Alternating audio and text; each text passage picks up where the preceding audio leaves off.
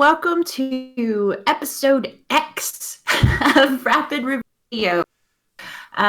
This is a very special episode. We have Game of the Year, a Game of the Decade. Yeah, we did Game of the Year last week. Yes, Game of the Year was last week. Game of the Decade. I'm your co-host, Kylie Wild. I'm joined with Pete Beckett. Hello. And a very, very special guest. Be on your best behavior. Yes, for it is our peerless leader, Overlord Mike. A hell of an introduction. He's not really that bad of an overlord. He's a good guy. No, thanks for joining us, Mike. Very. No worries at all. It's been too long. I've tried to get on before today, but hopefully you've got me now for at least an hour. That's great. I'm sure it'll be great. Yeah, busy life being a dad of a couple of kids, isn't it?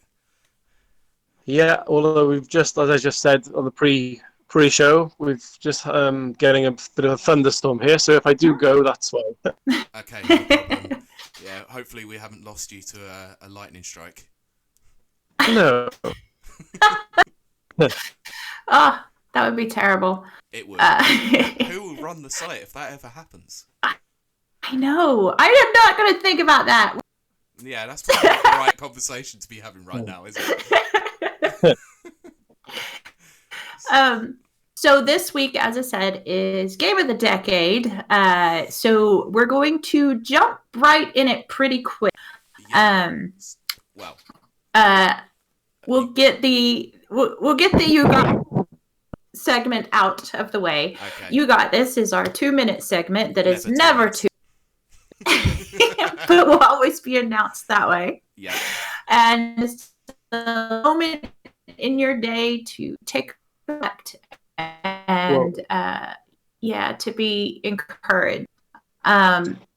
So this week's You Got This is simple, and it may actually only be 2 minutes. Okay. It is just take a moment. So this week's 2-minute You Got This segment is just take a moment and breathe. With all of the pressures of everything, with the holidays coming up and all of that stuff, it's okay to just take a moment to yourself and breathe. And remember, you've got this. It's okay to feel over, and it's okay to enjoy, and just enjoy. Yeah, it's very, very easy to get overwhelmed at this time of the year, but just take a few moments to yourself, just breathe and take a moment to take stock of what's important in your life, because this time of the year is about family and friends and spending time with your loved ones. Yeah, absolutely. Okay, well, let's move on to the big show. Yes, the one where we are. Well, it's the big show. I'm glad someone did that.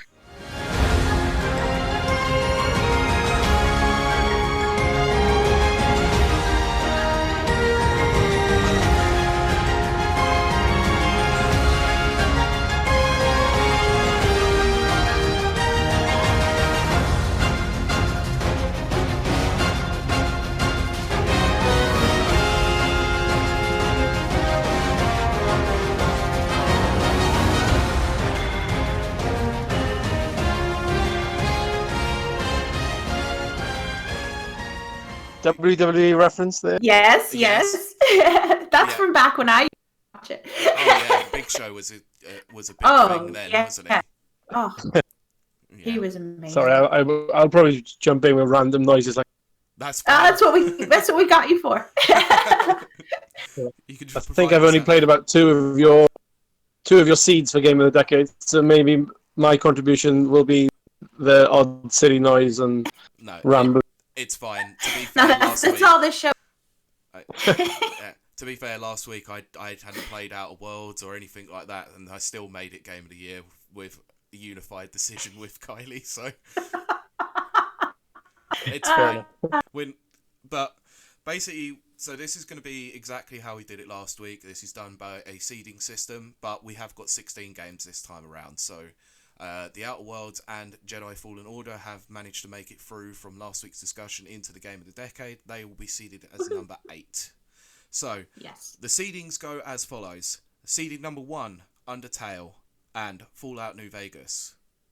Seeded 2, Smash Bros. Ultimate and Red Dead Redemption 2. Seeded 3, Mario Odyssey and God of War 2018. Number 4 is Terraria and Sleeping Dogs. Number 5, Golf Story and Skyrim. Number 6, Mario Kart 8 and Saints Row the Third. And number 7, Death Road to Canada and Grand Theft Auto 5.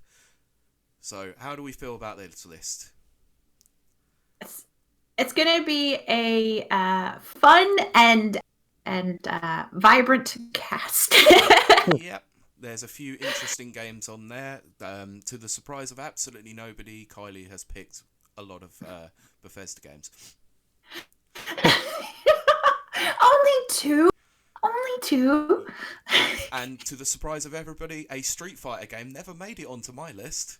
I was very surprised. Ultra Street Fighter 4 nearly made it. It just missed out, unfortunately. Yeah, that's Halo. Halo would have been on my list by a couple of months. Yeah, but Yeah, I was looking at Halo 3, and I hadn't realized that it was 2007. yeah, it came out late 2007. You could have included Reach onto that because I think that was September. 2010. September 27th, I bet. Yeah, it wouldn't surprise me for that. That's a typical Halo date, wasn't it? Yeah, they always used to release in September. Not anymore, but yeah, it's exactly like Pokemon now, where it just releases in November. September. Yeah. So I did the draw yesterday afternoon. I had an independent adjudicator making sure that I didn't cheat any of these games. So we're gonna go we're gonna go and announce all the games here. So the first game that we've got is Fallout New Vegas against Jedi Fallen Order. And for some reason, I really wanted the Outer Worlds to go against New Vegas. I can't imagine. Gee, I wonder why. Could it have something to do with Watch me Obsidian? argue with myself. Yeah, you did enough of that last week, and so did I. Yeah. Okay. The next game after that will be Smash Bros. Ultimate against Death Road to Canada. Mm-hmm. After that is God of War against Mario Kart 8. Then Sleeping Dogs versus Golf Story. Yes. Then is Undertale versus Outer Worlds.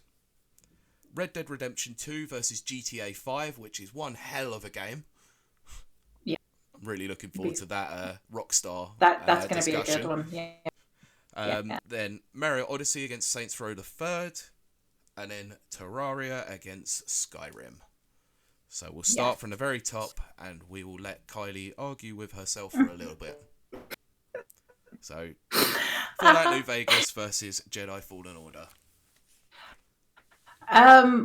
Well, not going to be much of an argument, but I'll go ahead and state my position. Yep. Fallout New Vegas, of course, is it's not DLC to Fallout 3. It was extra release. Yep. And made on the same engine, but and then also published by. But Bethesda gave the creative control over to Obsidian, which, as we've stated several times, Obsidian were made up of the guys from Interplay, created the original Fallout 1 and 2. Yep. So, along with that wonderful creative team, they brought a lot of their wit and their amazing story writing capabilities to Fallout New Vegas, and the companions, as I've mentioned, and Outer Worlds and stuff. The companions of New Vegas they're so realistic and well fleshed in Raoul the Ghoul, who's missing half his flesh. You always have one of those in a Fallout game, at least. Oh yeah, and Raoul the Ghoul is my constant team up is Raoul the Ghoul and Eddie, or EDE. Okay. And Eddie only makes squeaks and squawks, but he's got so much personality. And so for me, it's always going to be New Vegas. The cons to it are, yes, it's a Bethesda game. So when it was released with lots of and also the Fallout 3 engine that they were using, same engine on dadgummit, the game before Skyrim. Oblivion. My brain went into Oblivion. It's the same engine that Oblivion, so it was already an 80 and was full of the usual Bethesda bugs. Classic. But they did release an update, and it eventually worked itself out. And to me, it remains a very strong game.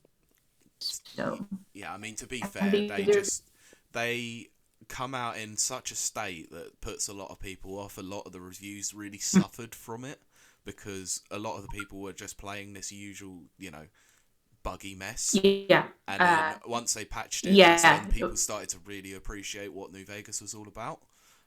It has been. I have heard from a lot of people that it is the best Fallout game that's not made by Bethesda, whilst also being under control. I would agree. Yeah. But I've played a little bit of it because I had to. And I really enjoyed it. It's a solid game, and I think the setting itself of being in Vegas was quite an interesting one. The gambling stuff was really interesting and really well done in that, and it has its very typical sort of Bethesda-y sort of Fallout quirks to it, which is great, I think. Absolutely, and the places in New Vegas are actually real places in Las Vegas.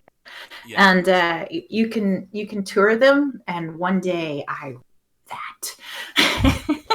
would be interested to do that now that I've actually been to Vegas. I would just see whether or not I spotted anywhere that I know. Does it have the Vegas sign, or did that get destroyed in the blast? No, that's in there. They like a Marauder or someone posted a metal nuke on top of Lost, and so nice. Still has that wasteland vibe. Wasteland vibe. Wasteland. Yeah, it definitely does. Tell what's on my mind this Christmas. I think it should. Mike, have you ever played? No, I don't believe I have, actually. I was just looking now, and no, I think the last one I played was Fallout 3. Yeah. I just, yeah. Say again. What did you think of Fallout 3? I enjoyed it. It's I have never completed it. It's one of the many games on my list that I've sort of started, put many hours into, but then something comes up. Yeah. You never get round to it. Yeah. And that's been the same with all the Fallout games, to be honest. I don't think I've ever completed one. Yeah, I think because of that, that's why I asked. I think you'd really enjoy New Vegas because it is very much Fallout 3, just in a different setting. Yeah, I mean, it uses the same asset, but the writing's better. You would say that because yes. You do not apologize for Bethesda, but you do for Obsidian. I do. I am an Obsidian fangirl. Yes, absolutely. I think we've established that over the last 10 episodes. Yes. In 2011, it won the Golden Joystick Award for Best RPG of the Year. Oh, nice. Yeah. I didn't know that. And 2010, IGN gave it the Most Bang for Your Buck award. Yeah. What a terrible award name. It's because it wasn't because it was released. What is that called? The Red Dead Nightmare or Undead DLC. Nightmare. It's DLC, but it's independent. Yeah, whatever. yeah, That makes I know sense. what you mean. Yeah. Yeah, independent release or whatever. So it released at like half price of a full game, even though it is a full game. So Oh, okay, that makes a lot of sense. yeah, a lot of value there. I could Yeah, imagine for the sure. criticisms would have been a lot worse if it was a full price game that hadn't been patched. Oh, yeah. Yeah, and to be fair, I definitely think that a lot of the early was warranted because there were some game-ending bugs the first release. And of course, the biggest flaw would be Matthew Perry. But We've already established that one. yes, we did. So of the two, and then of course, we did an extensive Jedi Order of Fallen. You're still going with that as well. We did an extensive review of that last episode, Yeah. and so for me, yes, okay, Jedi Fallen Order is it is, and again written by Chris Avellone. So we've got a Chris Avellone versus a Chris Avellone. I've just realized that. Yep. So for me, it's going to be New Vegas, of course. No surprise. Of course. Mike, how would you vote on this one? Oh gosh, hard question because unless I've played the game for a few, at least near completion, I feel it's hard to judge. But I was playing Star Wars Jedi Fallen Order for a good couple of hours, and really enjoyed. It was enjoyable. I think I've only done the first sort of. I've just got to the spoiler cast, I suppose. I've just got to the. It's probably the prologue, is it? Where you come up against the what's her name? The sister, second sister. Yes. Yes. So just finished that. Yeah. So only an hour or so into it, but it seems a really well polished game. I'm playing it on a PS4 Slim. Graphically, it looking. I didn't have any sort of hang up with it at all. Any performance issues? Not that I noticed. But I had when I had installed the game when I turned the PlayStation on this morning, there had been an update for it. Okay. So I'm not sure whether that's ironed out some of the bugs. That might be the case. Yeah, but it didn't seem to be any issues at all. Okay. So I don't know for the pure fun of it or the lightsaber, you can't beat that. Yeah. So I probably would lean towards Star Wars myself. Okay. Just because it's pretty badass to be a Jedi. Oh yeah, I mean it is. Even I can't deny that. Yeah, everyone wants to be a Jedi when they're watching the movie, so this is a perfect encapsulation. I'd rather be a Sith. That's just you. Yeah. You are definitely the Palpatine to the Skywalker.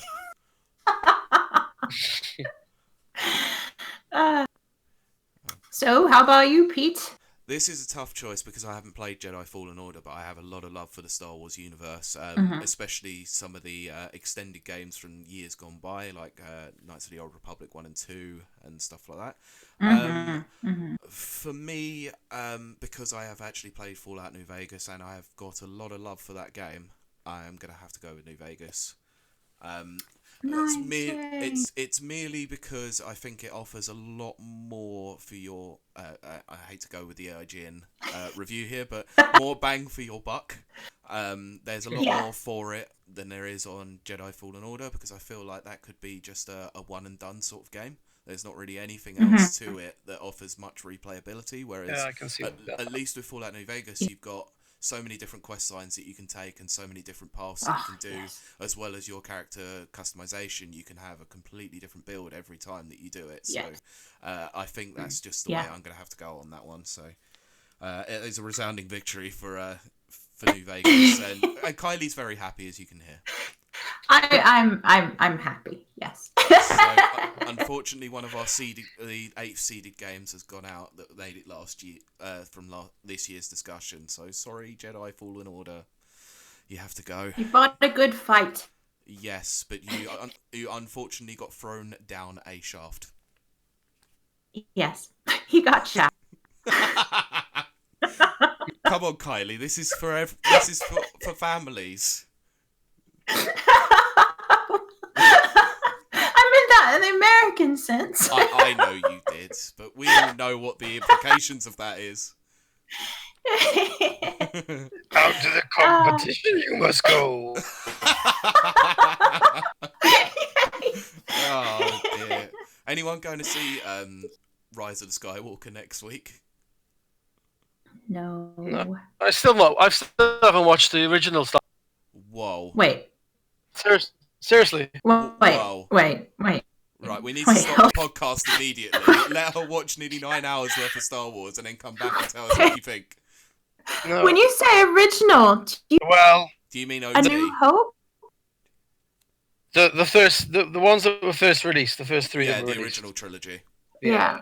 Oh wow. Oh my gosh. I probably have watched them all in pieces over the years, but I don't think I've ever sat down and watched. Don't think I ever sat down and watched, the full. I'm not a film. I don't know. I'm not a film. That's fair person, enough. really. That's fair. Yeah, I mean, they do take a bit of investment, of sitting there. Yeah. Yeah, And it's the same with all the Marvel films and stuff. Yeah, see, I can't. Yeah, my best friend, who is TMX Ghost on the group. Oh yeah. Oh, okay. We're best friends in real life. Yeah. Excellent. In fact, I was best man at his wedding. He was best man at my wedding. That's awesome. I didn't realize that. That's amazing. Yeah. And he loves the Marvel films and absolutely loves them. And I can't never got. I don't know why. And you think, because I love gadgets, I love technology, I love all this sci-fi things. You'd think I'd love it, but no. They're very hard Yeah. to get into. Well, if I you can haven't understand watched that. them. There's so much history to do with them. It's quite hard to go back and be as objective as possible when you've probably heard every single spoiler being pretty much done by most pop culture. Oh yeah. Star Wars is definitely a strong part of modern culture. Absolutely. Agreed. Yeah, but I do like the original three. Now they're not. There are issues. Yeah, it's called the Ewoks. That's all I'm saying. When I was a kid watching that, or I look back and but no, the newer, either the first three or these next three, I can't. I tried, but yeah. The prequel trilogy is very political. Let's all just say that. I remember being very excited to see. My mom took me. I begged her. It was for my birthday. Yeah. Because they always come out in May.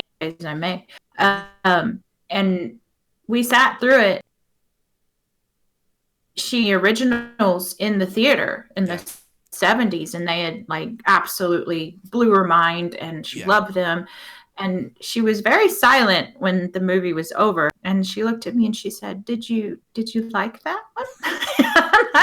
That's the sign of, oh dear, what did I just watch? Exactly. And I remember going, I don't think I liked that one. No. I need to think about it, but I don't think and then no. Honestly, what kid wants to sit in the cinema and watch people discuss trade deals? It was so boring. I hated Jar. And then the CGI of the battle was it was all CGI. It was just so obviously, fake. And I was just massively disappointed because Lucasfilm had such a reputation for miniatures and practical effects. So my interest stays at the original trilogy. Yeah. To be fair, the lightsaber fight between Qui-Gon Jinn, Obi-Wan Kenobi, and Darth Maul, whilst Jewels of the Fates is playing, is absolutely outstanding. That is a masterpiece in cinema. Well, it's the only good thing you can say about Episode 1. Yeah, well, I think that they wasted Darth Maul, Ray, Agreed. whatever. I forgot his name, Ray something. Very talented Yeah. athlete. Character just stood there, and then at the end pulls out the double lightsaber. Yeah, he It's just just gets like, chopped oh in my half. god! Yes, why were you hiding this? Yeah, the dual lightsaber is amazing. I love that. It is, yeah. But we've diverted a little bit because we were We talking about Star have, Wars, and that's as a normal usual. thing. To anyone who's Yeah. listened, we will love a sidetrack. Me, Jar Jar. Oh no! No. No money, no parts, no. Very- oh no! Misa want to slap Jar Jar Binks in the face. Go back to Yoda. Yeah. Okay, moving on swiftly before he Alright, starts yes, pulling out more let's of those move on. voices. So, the next game that we got is Smash Brothers Ultimate against Death Road to Canada, and these are both my games, which is... Oh god, why did this happen to happen so early? I don't feel like I need to talk about Smash Brothers Ultimate too much. Everybody knows what Smash Brothers is, but for those who don't, Smash Brothers is the Nintendo fighting platformer adventure, whatever you want to call it, game. Brawler. It's a weird one. It's a fighting game in my opinion. Never played it. Wow. Okay. Honestly, never played. Really? I'm really surprised by No, that. that's a lie. I have it on I have it on the 3DS. Yeah. I think I maybe did a few of the training events or whatever they are, but Yeah. never ever got into it or completed it. Not even at a slumber party with your friends, staying No. up all night. Wow.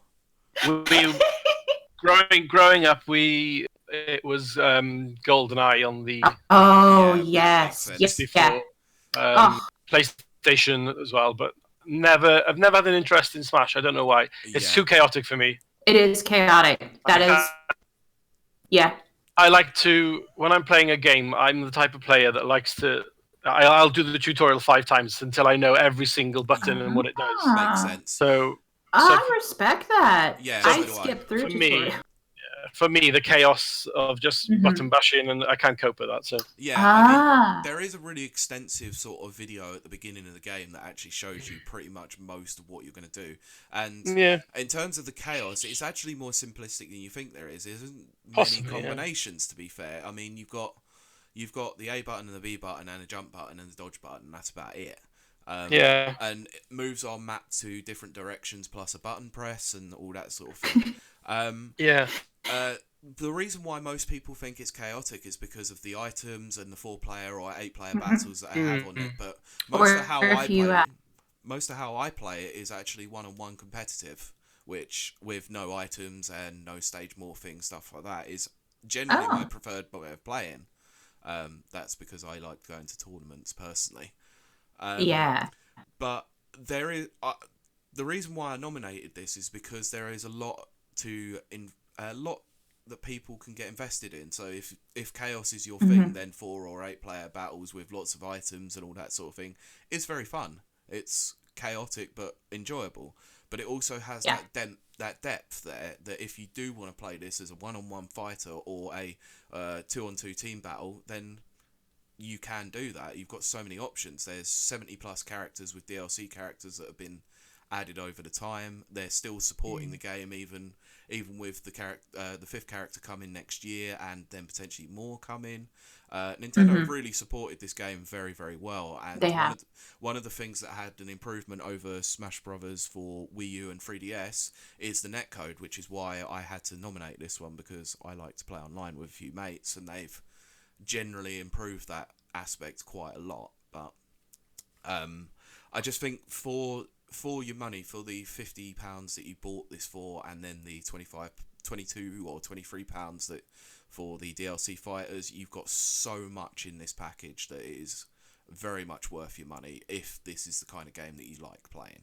Yeah, I can see how fans of the game would enjoy it because like you say, with the support of the DLC, the new characters. Yeah.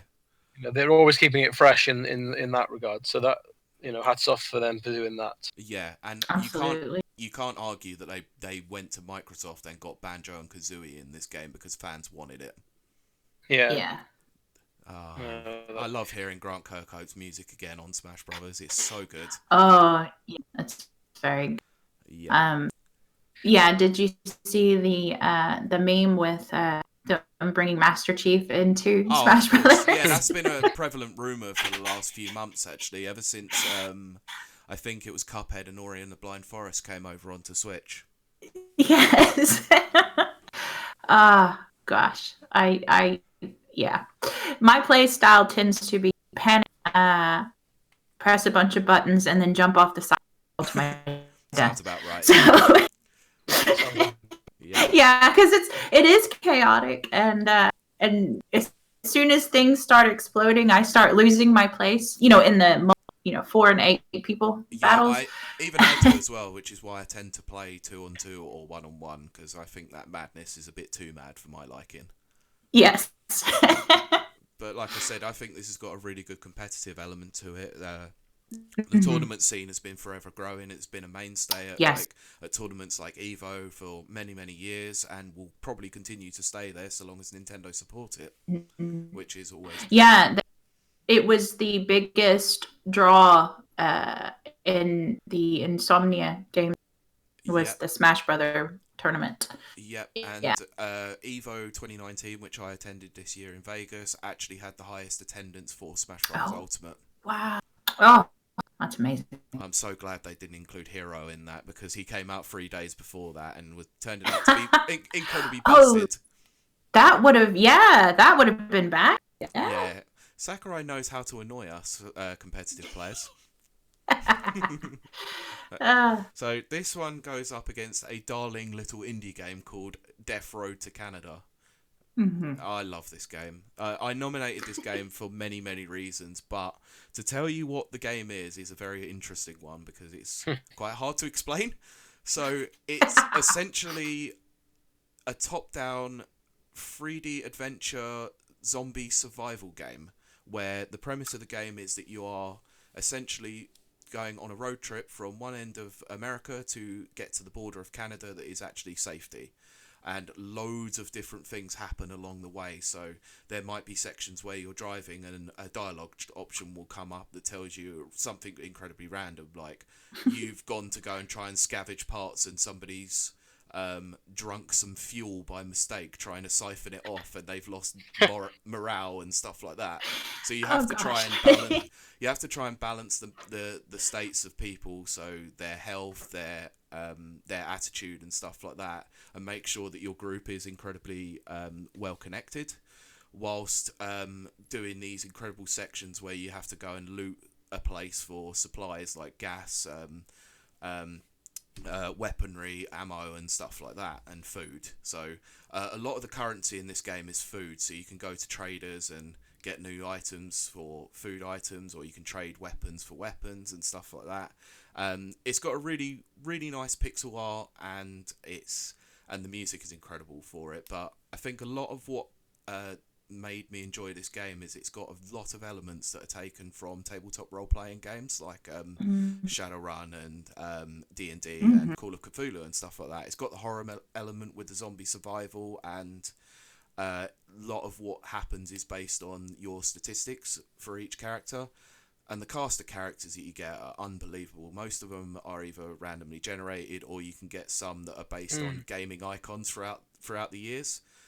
I managed to pick up someone that looked like Master Chief, which was really cool. Nice. So it's a very weird game, but a lot of what makes this great is its humour. The humour in a lot of the dialogue sections are very interesting, to be fair, because you'll get some very strange stuff happen. But I suppose that's exactly what would happen if you are on a road trip. Lots of strange things do happen. Yes. It's I just watched the trailer. I'm just watching the trailer again. It looks really good fun, actually. It's the description of the game is control a car full of jerks as they explore cities. Yeah, that is exactly right. Oh, I love that. Yeah, because basically what it is that everyone has a personality, and everyone's personality might not clash. And I think some of the weirdest stuff is when you're actually able to pick up a dog as a companion, which is really strange, and they can hold weapons in their mouths. Oh, I love it. It's such a weird game, but it's so entertaining, and I had so many fun playthroughs trying to just get through the 15 days. It's brutally hard. It starts off easy and it gets progressively harder to the point where you might have sections where you're actually they're not optional. You just get stuck somewhere and you have to hold off a horde for about 3 or 4 minutes until you can find a gap in the opening. It's so hard. They're crashing through roofs and windows, all the sort of lot if you're in a building and you've got to try and fend them off with your limited resources. Wow. Did you get to the wishing toilet? Yes. The wishing toilets are awesome. Yeah. This is amazing. Yeah, like one of the strangest things is actually if you go into an area that has like restrooms, you can actually like some toilets might have gas and food in them. Yeah, I just saw that. Right. Yeah, it's really weird. It's got a very unique sense of humour and a very interesting play style to it, but it is such a fun game. But it had to get drawn against Smash Brothers of all games, didn't it? Yeah. So, who's going on the chopping block? The reason why I included Death Row to Canada is because I think everyone should play it because it is just good fun. But Smash Brothers has a sort of history, a massive history to it, and a hugely rabid fan base to them, and I am one of them, so I'm going to have to put Smash Brothers through. Yeah. It's good to admit that. Yeah, anytime a new Smash Brothers game comes out, I'm overly hyped. Always have been. That's excellent. So, yeah, Mike, what about you? Oh, looking at the trailer of this, I think this speaks to me more. I'm gonna play it. I'm gonna buy this after the podcast closes, actually. So please let me know how you think of it, because I'd be interested to see your opinion. Yeah, and because I'm not a fighting game fan, and just to mix it up a bit, I'm gonna go for this Death Row to Canada. Awesome. How do you feel, Kylie?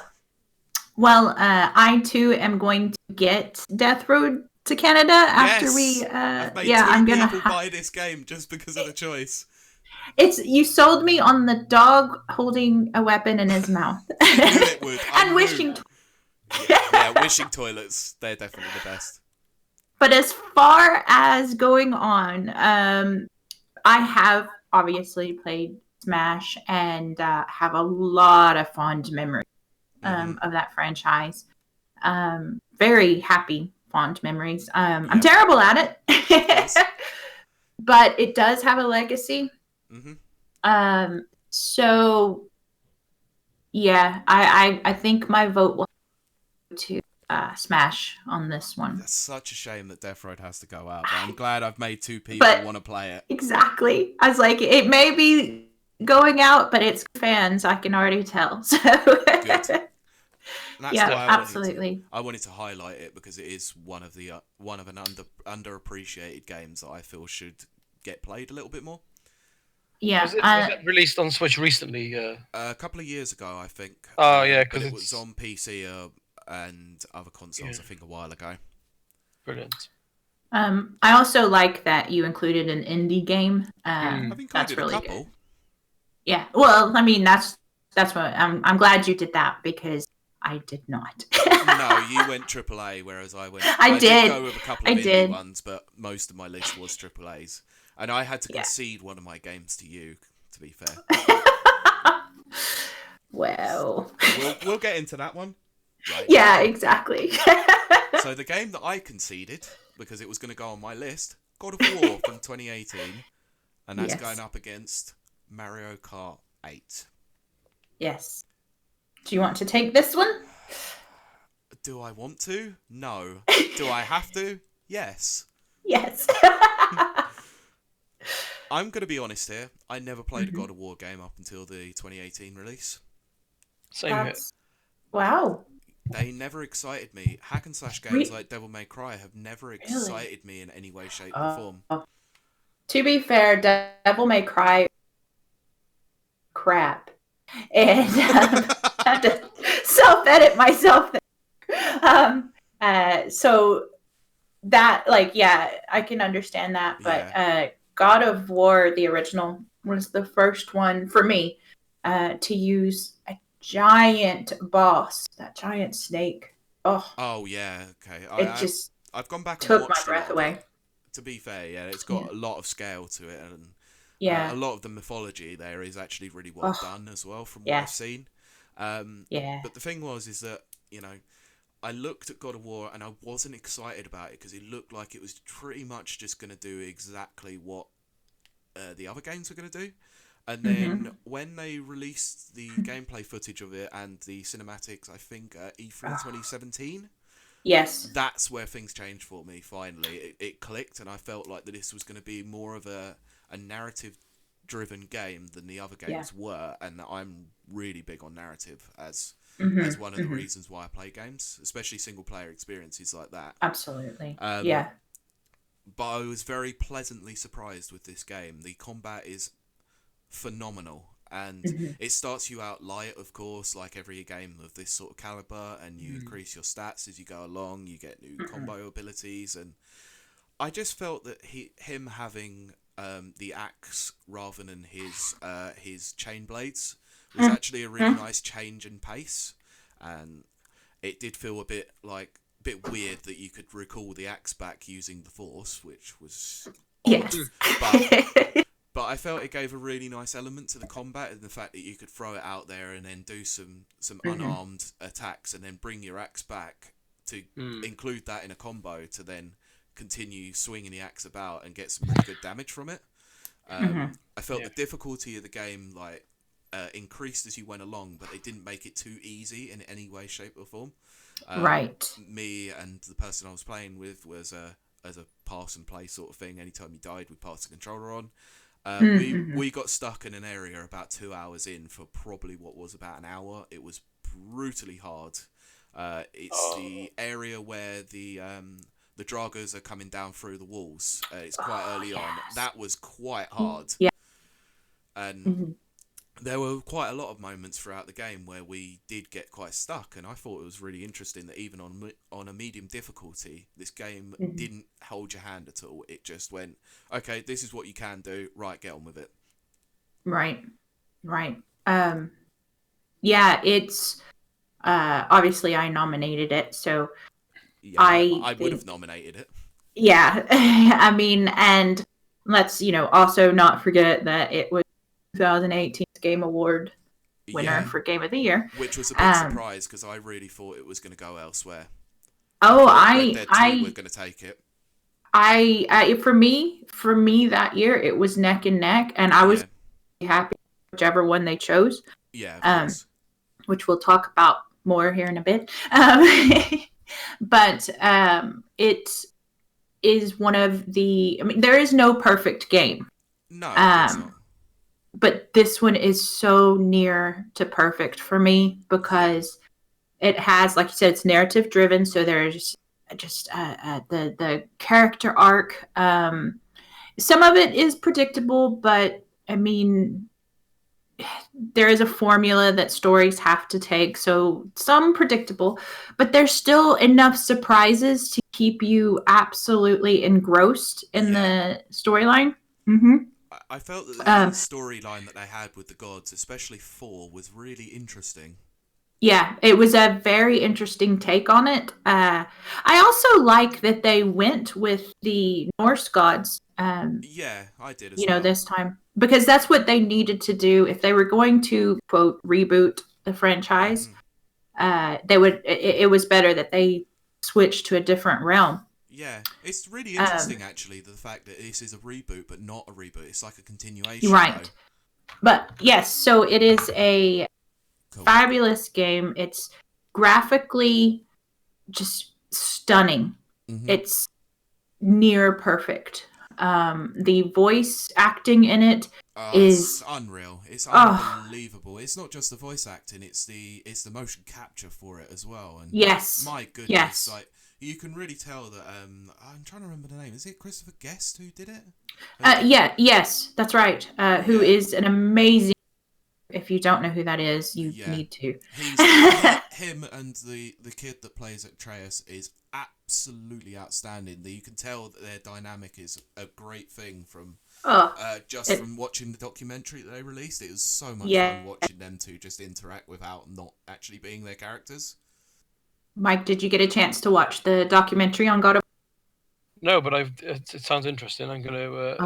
It's on YouTube, so you can go and check it out for free. It's really good. Yeah. Make Rising Kratos, yeah? I think that's the one, yeah. That's right, yeah. What I'll do is I'll post a link 2 hours. in the show. Yeah, it's about that. So I'll post a link in the show notes so that people can go and watch it. I would highly recommend it. It's a really interesting look at how they developed the game and how they actually had a load of problems trying to make this as well. Yeah. This was not an easy development. I do love it when they do things like this for games. Mm-hmm. Behind the scenes, how it's made, and it's fascinating. I always love the creative process behind making a game. It's always a fun one to have a look into, especially to see what kind of effort they have to put in. Definitely. Yeah. And now that you've said that, I'm going to plug something right quick. There is a former GameSpot host named Danny O'Dwyer, and he now produces video game documentaries, a lot of behind the scenes, and was actually hired by Bethesda to do their Fallout 4 one. Awesome. And his company's called NoClip, and they are free to watch. And he's an industry insider, so he has connections and he speaks to the the people behind the scenes, and it's so good. He even did one for Game Grumps, so that's definitely got you on side then. Oh, definitely. So if you're out there and you like behind the scenes things, definitely check out NoClip, which is by Danny O'Dwyer, an Irish lad. I'm gonna have to check that out now. Yeah, his Let's Plays from years ago are hilarious. Oh, just love them. Well, they're generally funny because they're mostly drunk half the time. It's true. But okay, so what is the game that it is again? Mario Kart 8 and Mario Kart 8 Deluxe, because they're essentially the same game. Right. What can I say more that I haven't already said about a game that I've played for 500 hours? Oh, dear. Jeez. Because I played this for quite a few hours on the Wii U, and then when the Switch version came out, I continued playing it. Because I'm a terrible Nintendo shill, clearly. But I think the reason why I love this game as much as I do is that it is the best feeling and best controlling Mario Kart, whilst also retaining the very typical formula that you have with the series.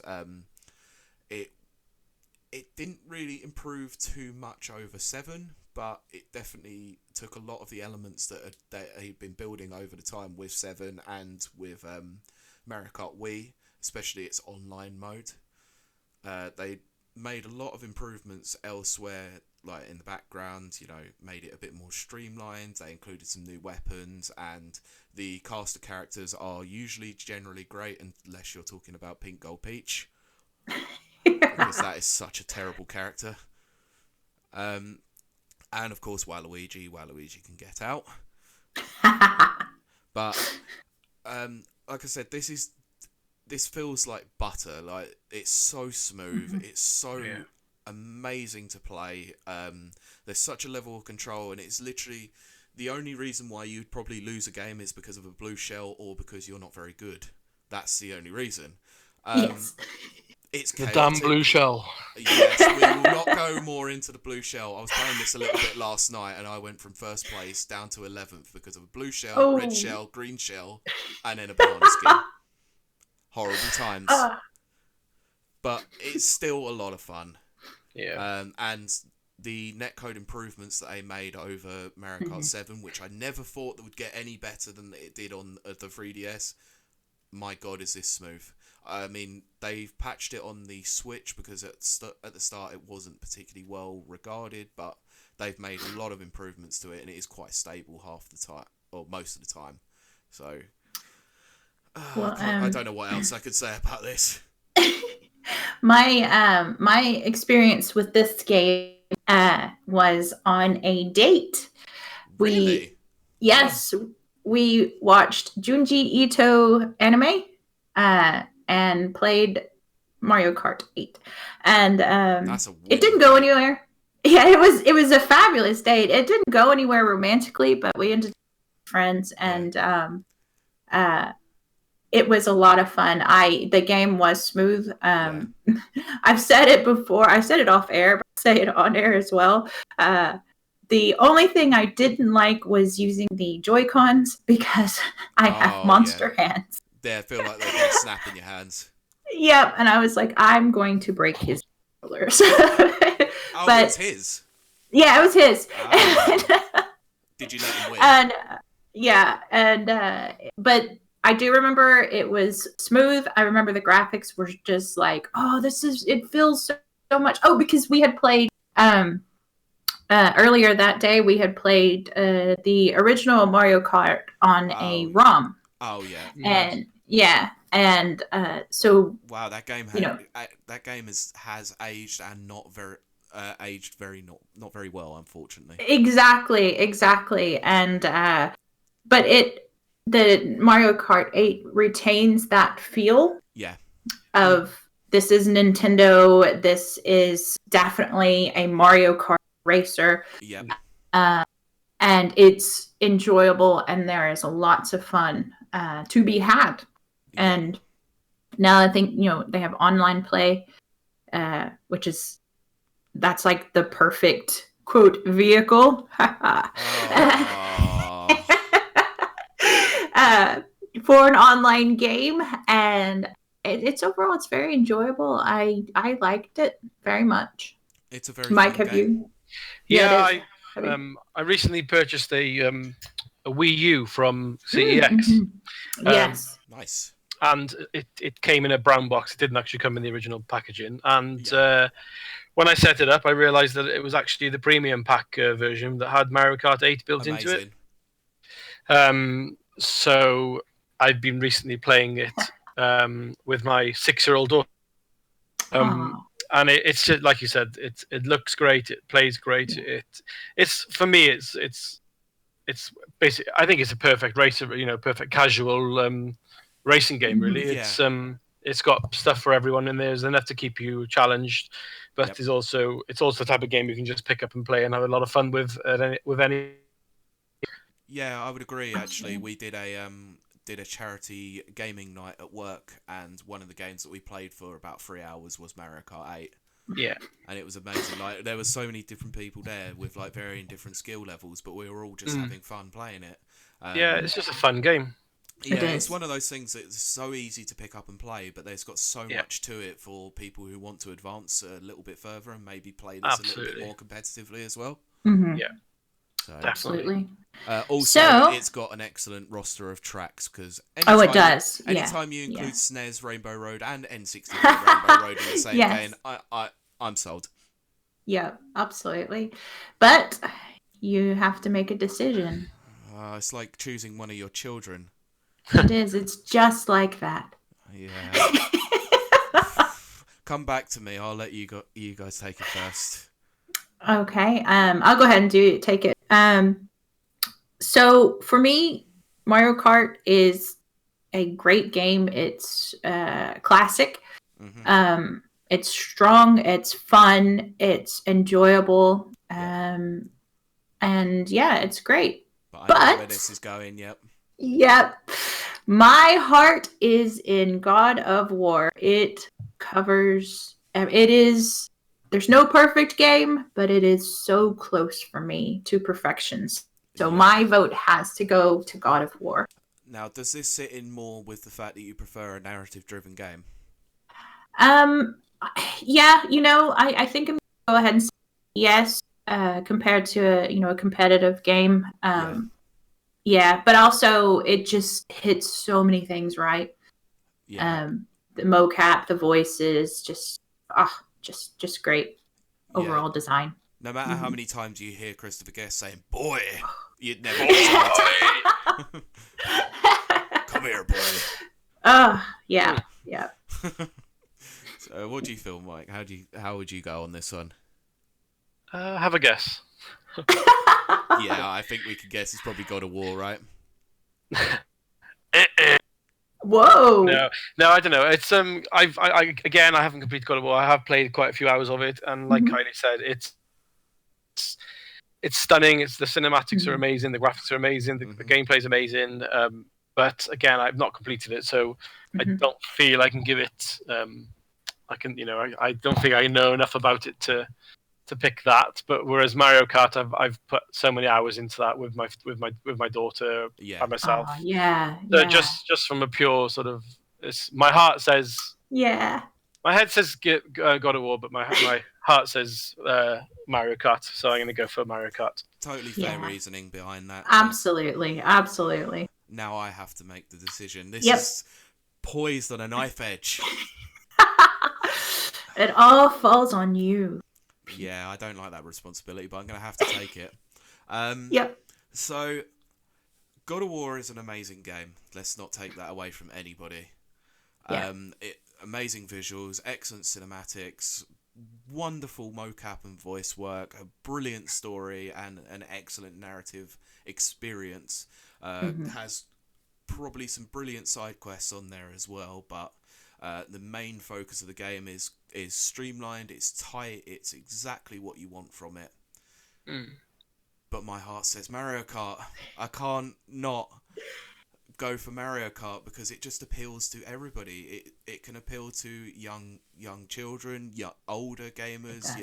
It's just one of those games that anyone could pick up and play. You could take it anywhere and just, especially with the Switch, just take off Joy-Con each and just go, let's just have a race, on a train journey or a long bus journey, whatever. It doesn't matter. It is one of those games that literally anybody can play, and with the amount of hours that I've put into it, I can't go any other way. As much as I love God of War, there is no way I'm voting against Mario Kart, I'm afraid. It looks like the heart wins. The heart wants what the heart wants, I'm afraid. The heart wants what the heart wants. That's right. And Mario Kart makes it through. But I do need to go back and finish God of War over the Christmas break. Yeah. It's a fabulous game. Where did you get to in terms of the story, Mike? Gosh, I'm trying to think now. There was a really quite difficult boss battle. I bet I know exactly where you're at. Yeah, like some wild man with long hair. Yeah, I know exactly where you are as well. That was brutally hard. It is. Yeah, the stranger. I think with the help of TMX Ghost. Yep. Who had completed the game. He was down for the weekend, and he excellent. He got me through that part. So I'm after that. So okay. That is a good turning point of the game. Agreed. I would have to agree with that. There's some things that happen in the next few hours that changes the dynamic of the game, I think. Oh, it's so good. Yeah, we're not going to spoil it for you, Mike. All right. No, but it's good. It is very good. Next game. So, Kylie, you're going to have to take this first one because I know not a lot about sleeping dogs. Oh, yes. I've heard a bit, but not a lot. Is that the Japanese cartel game? Well, it's Cleeping, but Cleeping. Sleeping. Korean. I was typing sleeping and was going to say Korean. Chinese. Nice. No, Korean. Okay. Got there in the end. Yes. Oh no, I'm wrong. I am way wrong. You're right. It's Chinese. Because it's Hong Kong. Yeah. Which that's what threw me off. It was the Hong Kong. Yeah, I thought it was something to do with the triads. It is. Yeah. Who is it going up against before I start into diatribe? Going up against Golf Story. Excellent. Okay. That's not an easy win, by the way. Actually, it probably won't be because I've heard some amazing story. Yeah. But Sleeping Dogs. Sleeping Dogs was a sleeper hit. Oh, get out. I actually, funnily enough, did not pick it up when it first came out, which was in 2012. I picked it up about 2 years later when I saw it on a GameSpot Let's Play that was hilarious. But there was something about it that just stuck with me, and I'm glad it did. It is it's an action adventure video game because of course it is. That's all I play apparently. Yeah. But it was published by Square Enix. Yeah, I'd which heard was which was kind of surprising because it's just not it's not their usual fare. It's not an RPG or RPG. But it's open world, and I love open world. As you'll see in some of the games coming up. Yep. The expanse of the game is mind-blowing, and the environment, the art, the graphics are when I played it, I did not play the remastered one that's been released. I did eventually, but I was going to actually ask you, did they re-release this on the current series of consoles? They did. And but I played the original. So the 360 and the PS3 version. On the 360 original first, and it was still stunning. And then I eventually got the Xbone version. But if you like things like Vice City, or that's probably its best comparison. Yeah. It's got great music. You're an undercover cop, goes back to his childhood home, and is, trying to infiltrate secretly the Triad organization, and the story, just you get involved in the story, and of course, my favorite, there are upgrades. You can start with a ratty apartment and then upgrade to a mansion, much like Vice City. So for me, it hits everything. It's gritty. It's violent. You don't actually use guns as much as you'd think. Yeah. You have to be a little bit more creative. There's a martial arts aspect to it. Yep. And being that I am a martial artist and I've played many martial art themed games, this one gets it right. The timing is right. The moves, I don't know if they mo-capped the moves back in 2012. I don't know. But it is, it's just smooth and right, and just, I can't say enough good things about it. If you like gritty, violent action adventure games based on crimes and criminality with a narrative arc, you're going to enjoy this game. It is a great game. Okay. Is it on Game Pass at the moment? I honestly don't know. I have not looked and seen what is on Game Pass And I this think time around. I know why you like it so much. I'm just going to send you something on Discord. Sure. I'd be interested to see this. I've literally just searched for it on Google and gone to the first random screenshot. Oh, Excellent. Okay. I'm pretty certain that your company is advertising the game. Oh. Have a look at this. Have a look. It's got a panda. Isn't that like your logo? That is almost identical to my company's logo. Yeah. Brilliant. Now we know why you like it so much. That's it. Yep, I'm secretly on their payroll. It's just weird seeing that's those road brilliant. signs.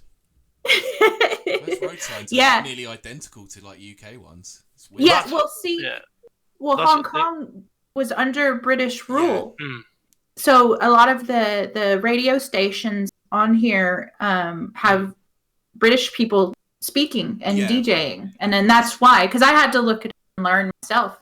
Hong Kong is fascinating to anyone who's out there and wants to read up on stuff. Yeah. One of the biggest I suppose credits this game has is how alive the city feels, and I've just seen now that apparently United Front, the developers, they Yeah. took over 25,000 photos of Hong Kong Oh wow! I'd heard that as well. to That recreate it. explains. Yeah, it is stunning. You want to wander the city, and the people walking around, they interact with Brilliant. NPCs, but they don't feel NPC. They feel like they're really part of this world, and it is alive. That's probably the best descriptor. It's vibrant, and it's just fun. It is a great afternoon of fun, for sure. I'm going to see if it's on Game Pass now because I've got my Xbox on. Yeah. Good. That'd be good if it is. I would. Yeah, I'd like for people to try it out. It's for some reason it's solidly as well known. I've just seen Ori and the Will of the Wisp is on Game Pass. Yeah, it comes out next year. It'll be it's coming to Game Pass day one. Fab. It's here now. It's allowing me to install it. Wow. Okay. Wow. Well. Anyway, off topic. That's all right. Hopefully you can play that soon. Maybe March 11th of March, but you can install it now. Anyway, sorry. No, that's all right. Once you know if it's on Game Pass, let us know. Yeah, I'm just looking. Interesting. It says that in the best-selling game, and it's the 5th highest first week sales of any game released in 2012. And it's crazy because I literally had never until I saw it on the Let's Play. Yeah. So I've just checked, and Sleeping Dogs Definitive Edition is available either on Gold or Games Pass, but it's allowing me to install it. Nice. That's excellent. So yes, if you've got Game Pass, I encourage. Game it's fun. You're going to have fun. If you like action adventure, you're going to have fun. Yeah. For sure. Yeah, I'm going to give that a look when I get my Xbox. Yeah. Fantastic. 17 gig. That's 17 not bad gig. size, Okay, that's not actually, bad at all. I'm telling you, what they did with what they had at the time, I can't say enough good things. Okay. But, yes. To move on to the other game, which I've got to Ghost talk about now. Story. Yes, because I don't know anything about it. It's another game. It's another indie game, of course. Yes. So, basically, this is the story of a guy who wants to play golf professionally. Okay. Now, sounds weird, but it's actually an RPG. Oh. Okay. Yeah, so it's a really weird thing that you start off quite low and quite underpowered, and as you progress through the game, you can improve your stats. You get different clubs that do different effects. So right. I think there is one particular club where if you chip it out of a bunker, there'll be some lightning that appears. Nice. Very, very weird. So basically, I'm sold. Yeah, it is a 2D top-down golf game with RPG elements. It basically takes a lot of inspiration from Mario Golf on the GBA, which had wow. It had that sort of story mode to it that was yeah. similar. I haven't thought about that in years. Yeah, exactly. This game is very humorous, very interesting. Okay. Each course is incredibly unique.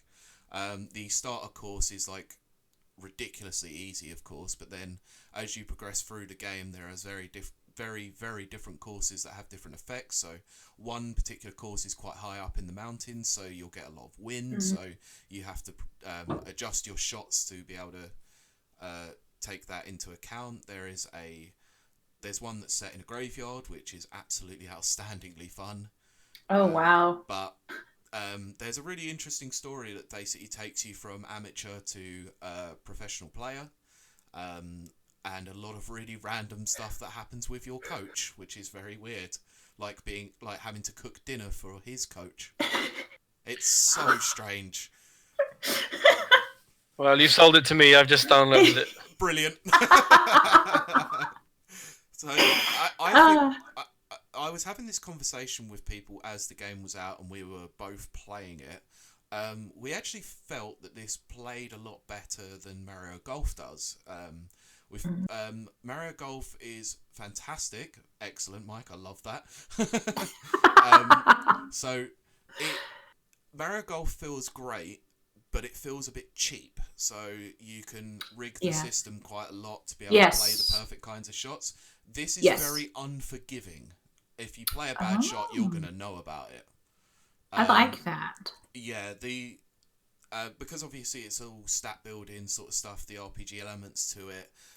You may have a set of clubs that are very underpowered to what you're trying to do, and you won't be able to outdrive someone. But if your full game is anything to go by, then you will be able to beat them just by playing that sort of aspect.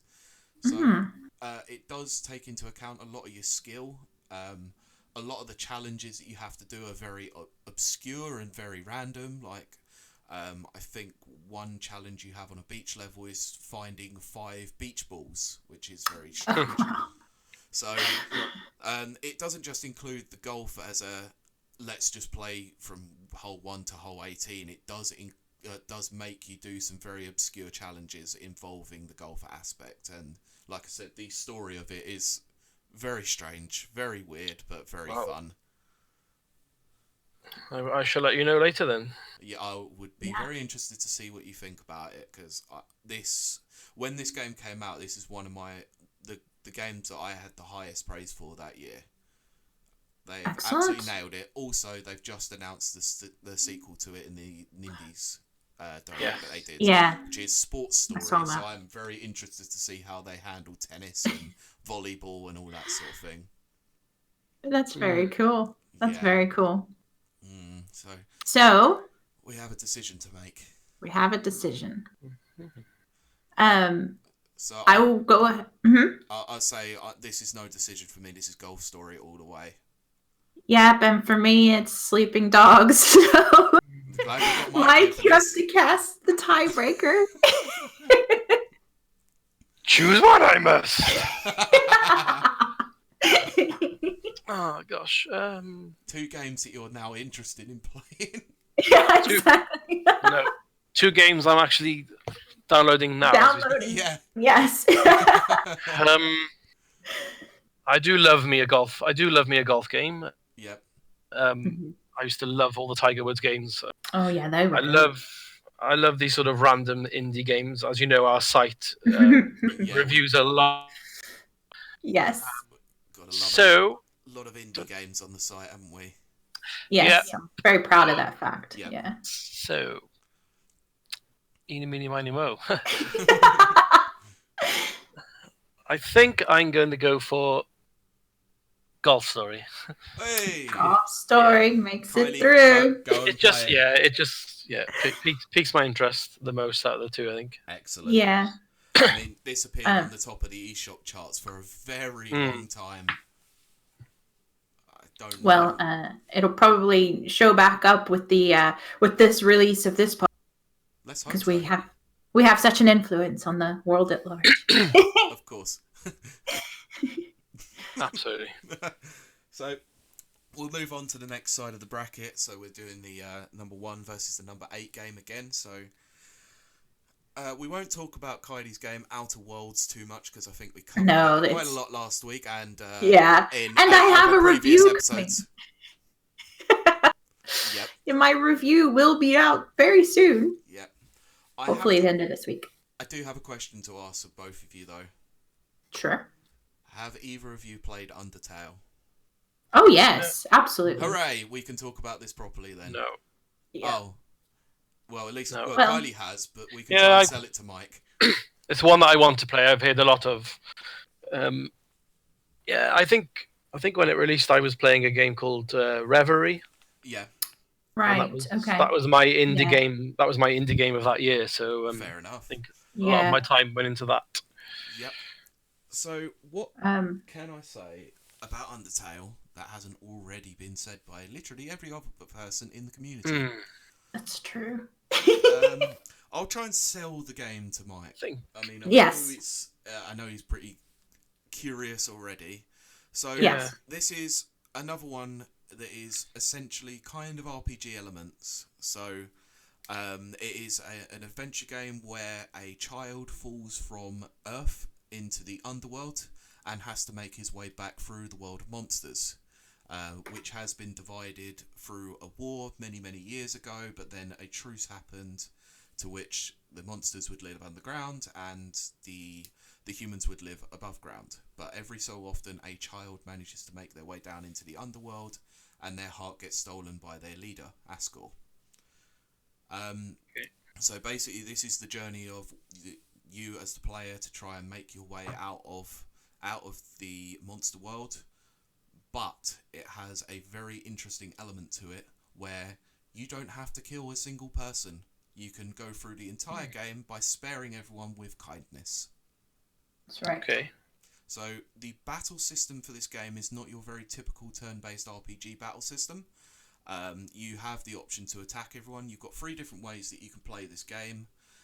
So you've got the attack element, you've got persuasion, and just outright let's do nothing, pretty much. But I think the most interesting element of this is the battle system is the fact that you actually are, whilst it's turn-based, is kind of action-orientated. So you'll get a square that comes up and your character is represented by the heart, and you'll have a myriad of things coming through you on this square that you have to dodge manually.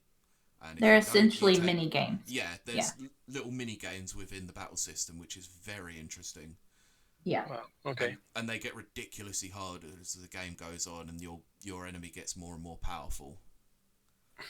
But basically, it's a very interesting one that if you decide to try and talk your way through a battle without actually attacking them, you've got to find the right combination that they react to, and they'll give a lot of cues as to see what you have to do. So it might be that you go and give them a hug, or you just talk to them and see what they are thinking and stuff like that. Kill them with kindness. There you go. That's it. Exactly it. And then when the option becomes available, you spare them, they disappear, you get your experience, and then you're gone, basically. Nice.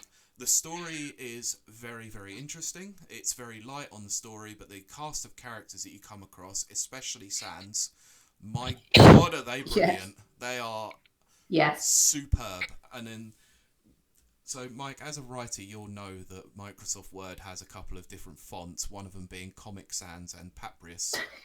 Yes. Now, they're 2 characters in the game. Oh, okay. They are. And they're very weird, but they are utterly hilarious. They are. Sounds like another game I need to get into. It is. I'm just looking at some of the awards it's won. 10 out of 10 IGN. Yep. 5-star US Gamer, 5-star Giant Bomb, 9 out of 10 GameSpot. Yep. Metacritic is hovering around 92, 93. It's a very, very highly rated game by a lot of people, and I came into this game quite late a couple of years ago, but ever since I played this, I have listened to the soundtrack at least once a week. I have not stopped thinking about this game all the time. Soundtrack's amazing. And I've played this probably 3 times now, and I've played the different aspects of it. So I've gone on the masochist run. I've done the middle ground and also the pure pacifist run. Nice. There's so many interesting ways to play this game. It is so unique and so different, and the fact that Toby Fox, the guy who made this, pretty much made this single-handedly. There you go. That's just one of the most amazing pieces of music in the game. It is. Oh, what's it called? What, the piece of music? Yeah. End of the World. Ah, apparently it's Hopes and Dreams. Oh, yes. It's where you get towards the end of the game. Brilliant. That sounds great. It's a beautiful piece of music, but Toby Fox, who made this game, mostly made this on his own. He did a lot of the music on his own, and his effort hasn't gone unnoticed because he has done a lot of work with Nintendo recently, especially with Little Town Hero. Yes, that's right. Well, apparently he was he's been involved in the writing of Mr. Bean. Oh! Whoa, I didn't know that. Did not know that. That's amazing. No, sorry, I read that wrong. Oh. He was influenced by the cinema. Fair enough. That's kind of dashed my hopes now. I was hoping to see a Toby Fox Mr. Bean game. That would be interesting for sure. Bean! Oh my goodness. So, Anything else you want to add to this, Kylie? That you can try and sell this to anybody. I'm just gonna echo everything you've said because the soundtrack is second to none. I would say that Undertale is, I mean, yes, it came around when a lot of the pixel art was coming back in vogue, but it led the movement, I would almost say, or was the biggest influence. I'd say so. Yeah, and it plays so much like games from childhood, and yet isn't. It's very different. Yeah, it's a very classic RPG, whilst also having Mm-hmm. a lot of different elements from other different games.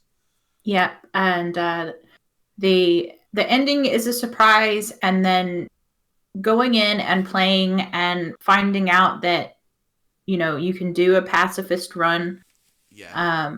That was definitely a change. I did actually find the PC release of this really interesting when it first came out, and the fact that whatever option that you did choose to do, after the game was finished, you could never play it again because it would automatically recognise what you had done.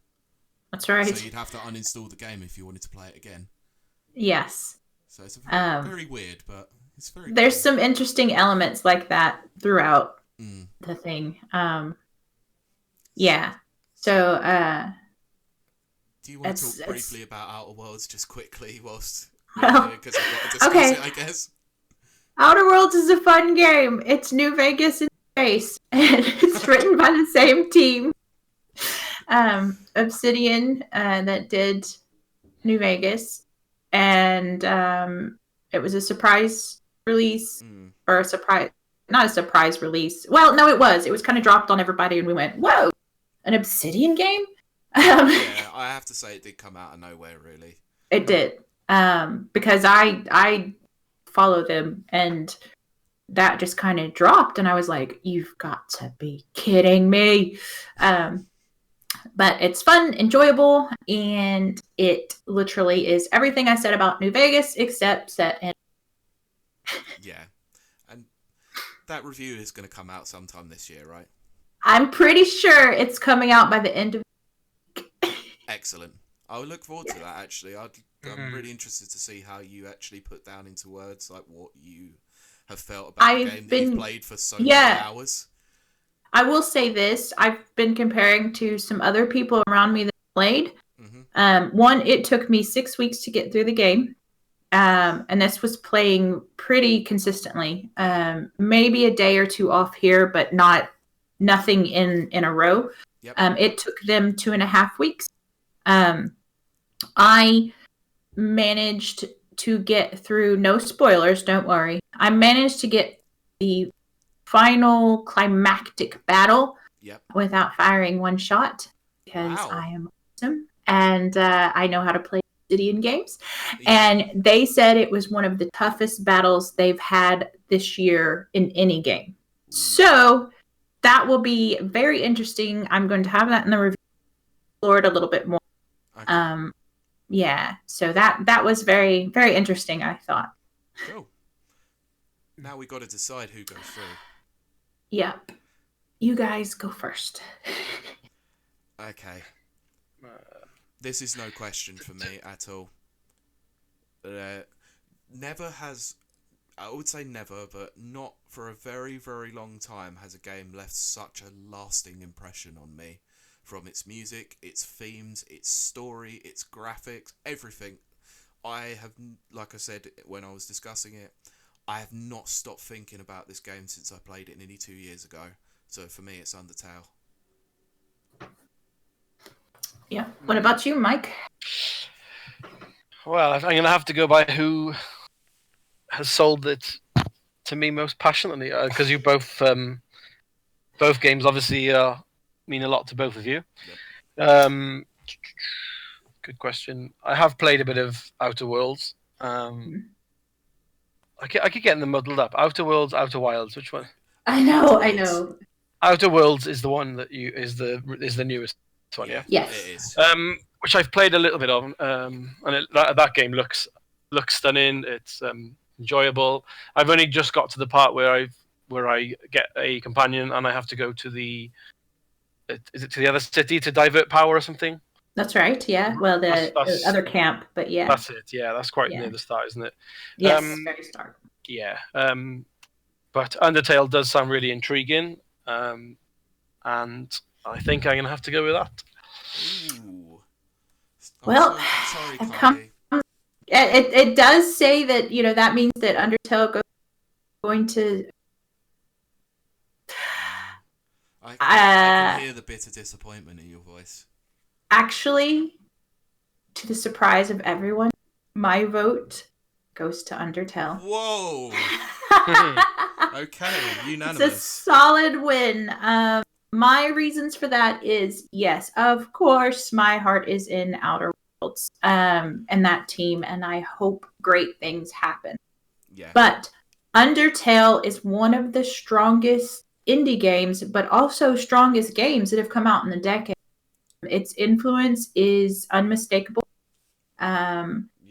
It's influenced everything from game music to graphics to storytelling to thinking out of the box.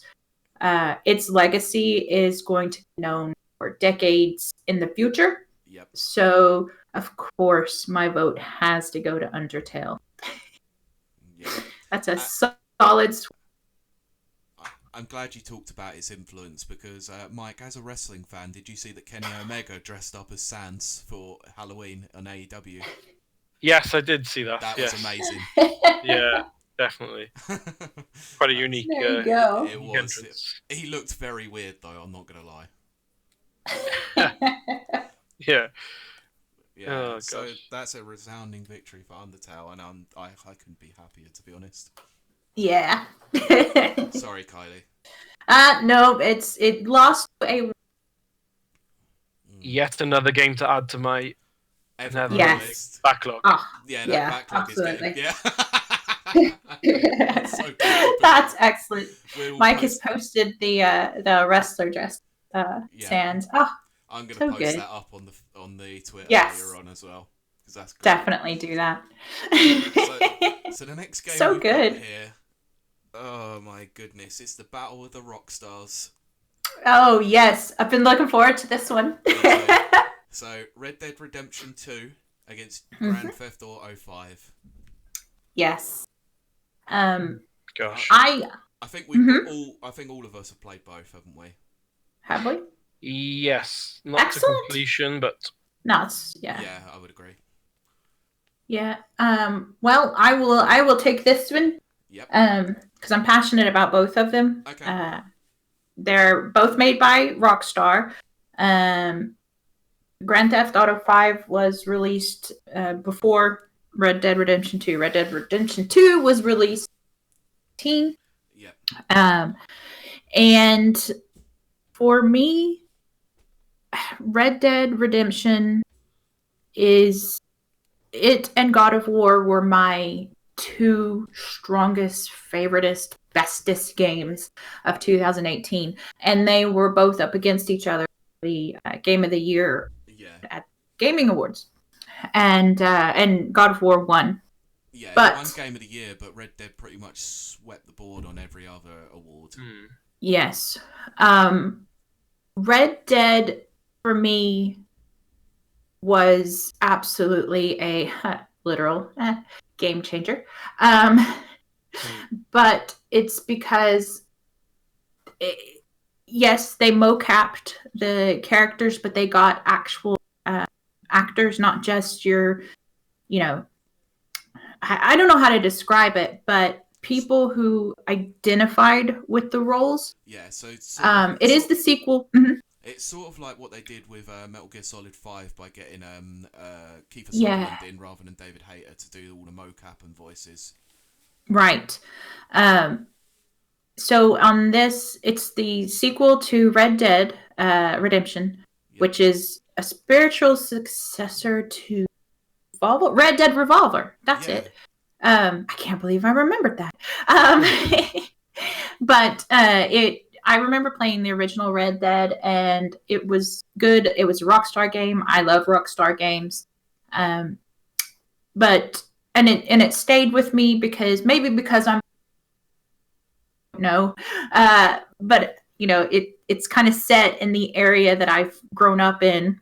Oh yeah.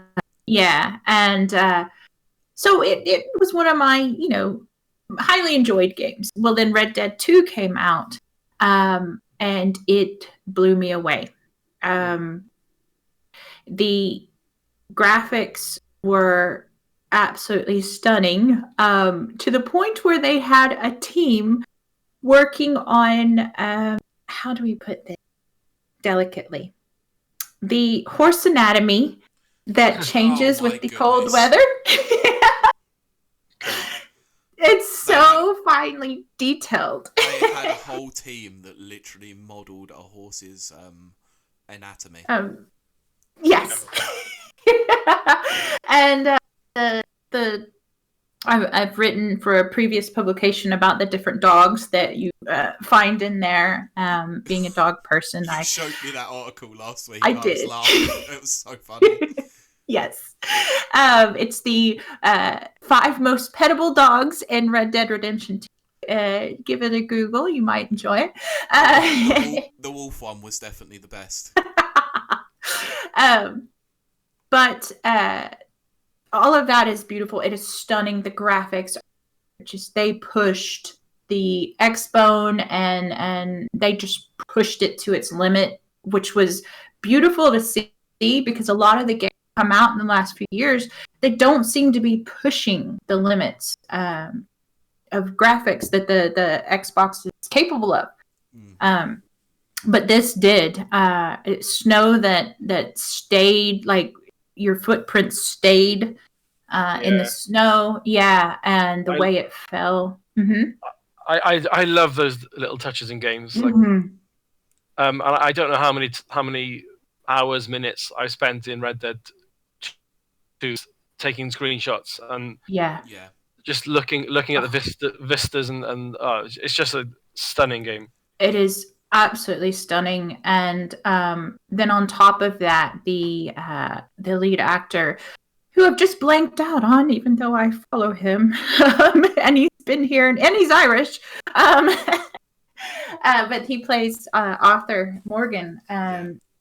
He has some scenes in there, like, I'm sure you guys have probably thought this way as I have, but growing up and watching games evolve, a lot of the games, especially during the Polygon era, the 64-bit era, you had to, Final Fantasy VII, there's an example, you had to kind of fill in the kind of story with your own imagination. Yeah. You're reading the text, and you just kind of have to infer from that, what the expressions will be and all this stuff. And then as games progressed, they became a little almost uncanny valley. It was almost too plastic, that's, what Detroit became all about. But Red Dead Redemption 2 is the first time I've seen a game. Well, you know what? Let me take a step back here. Another Rockstar game, LA Story. LA Noire, thank you. That was one of the first mocap games that I remember where they concentrated on the facial expressions. My God, did that ruin that company though, Team Bondi?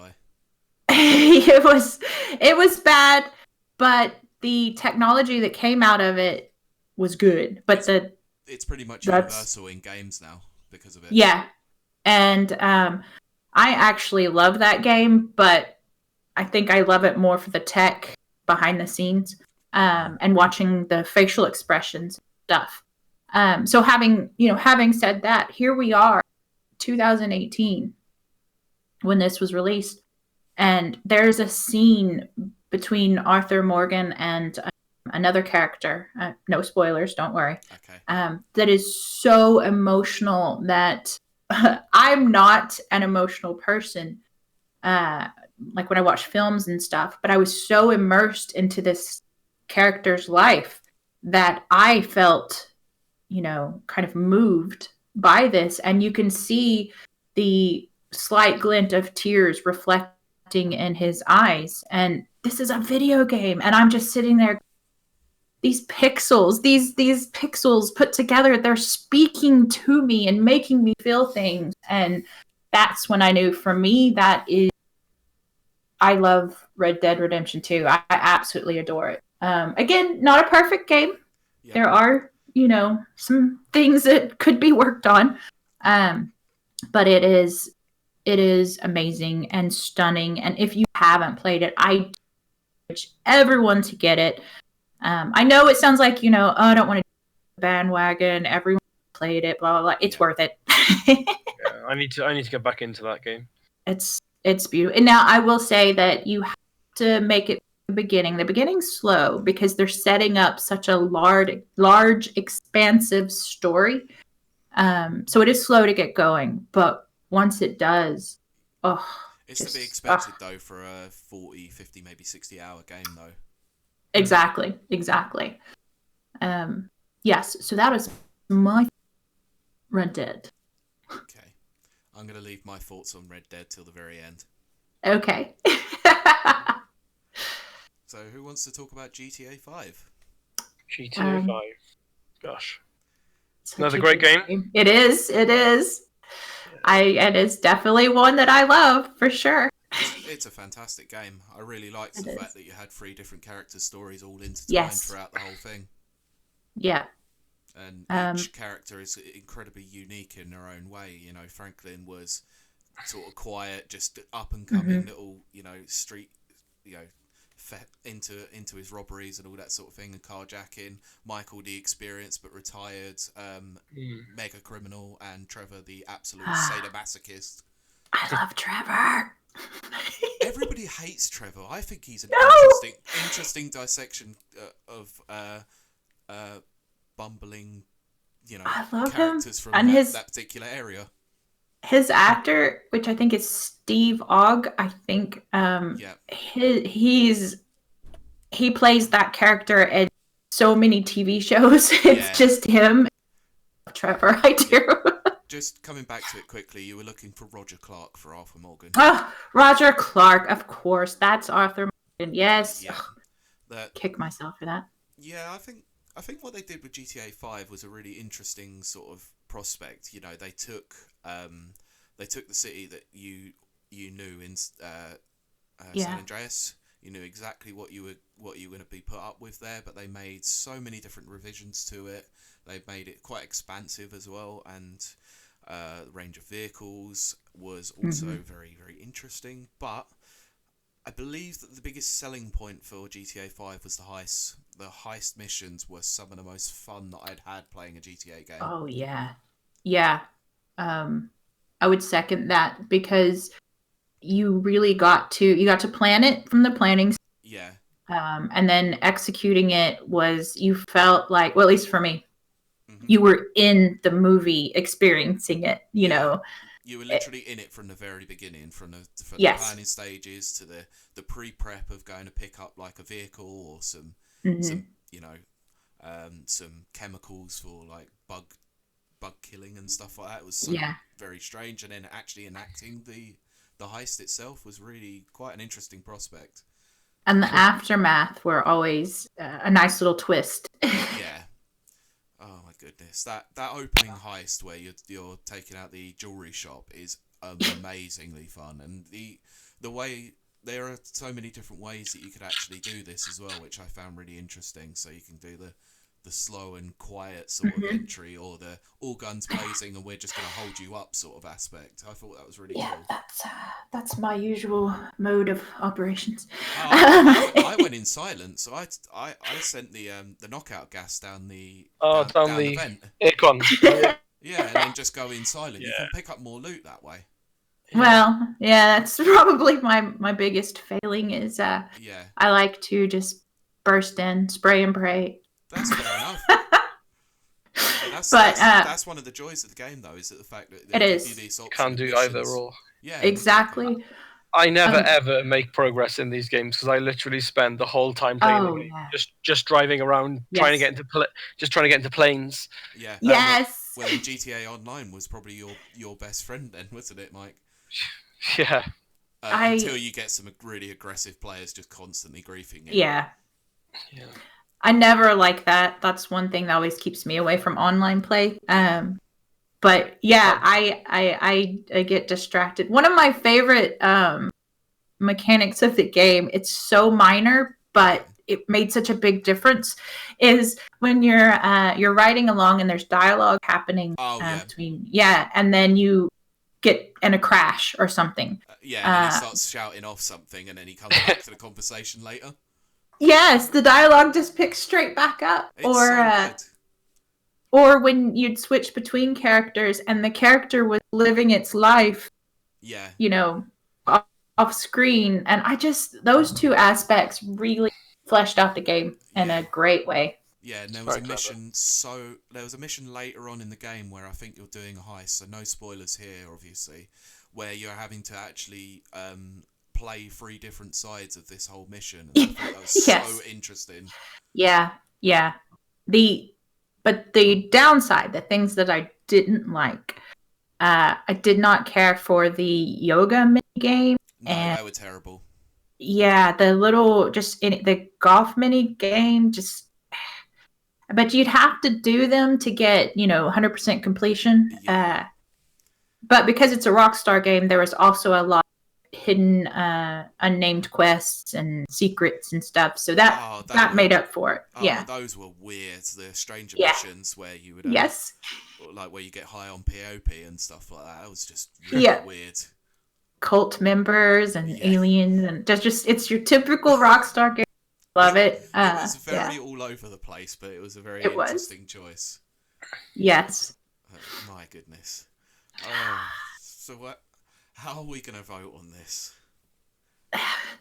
It's difficult. God, yeah. This is the one set that have a tie.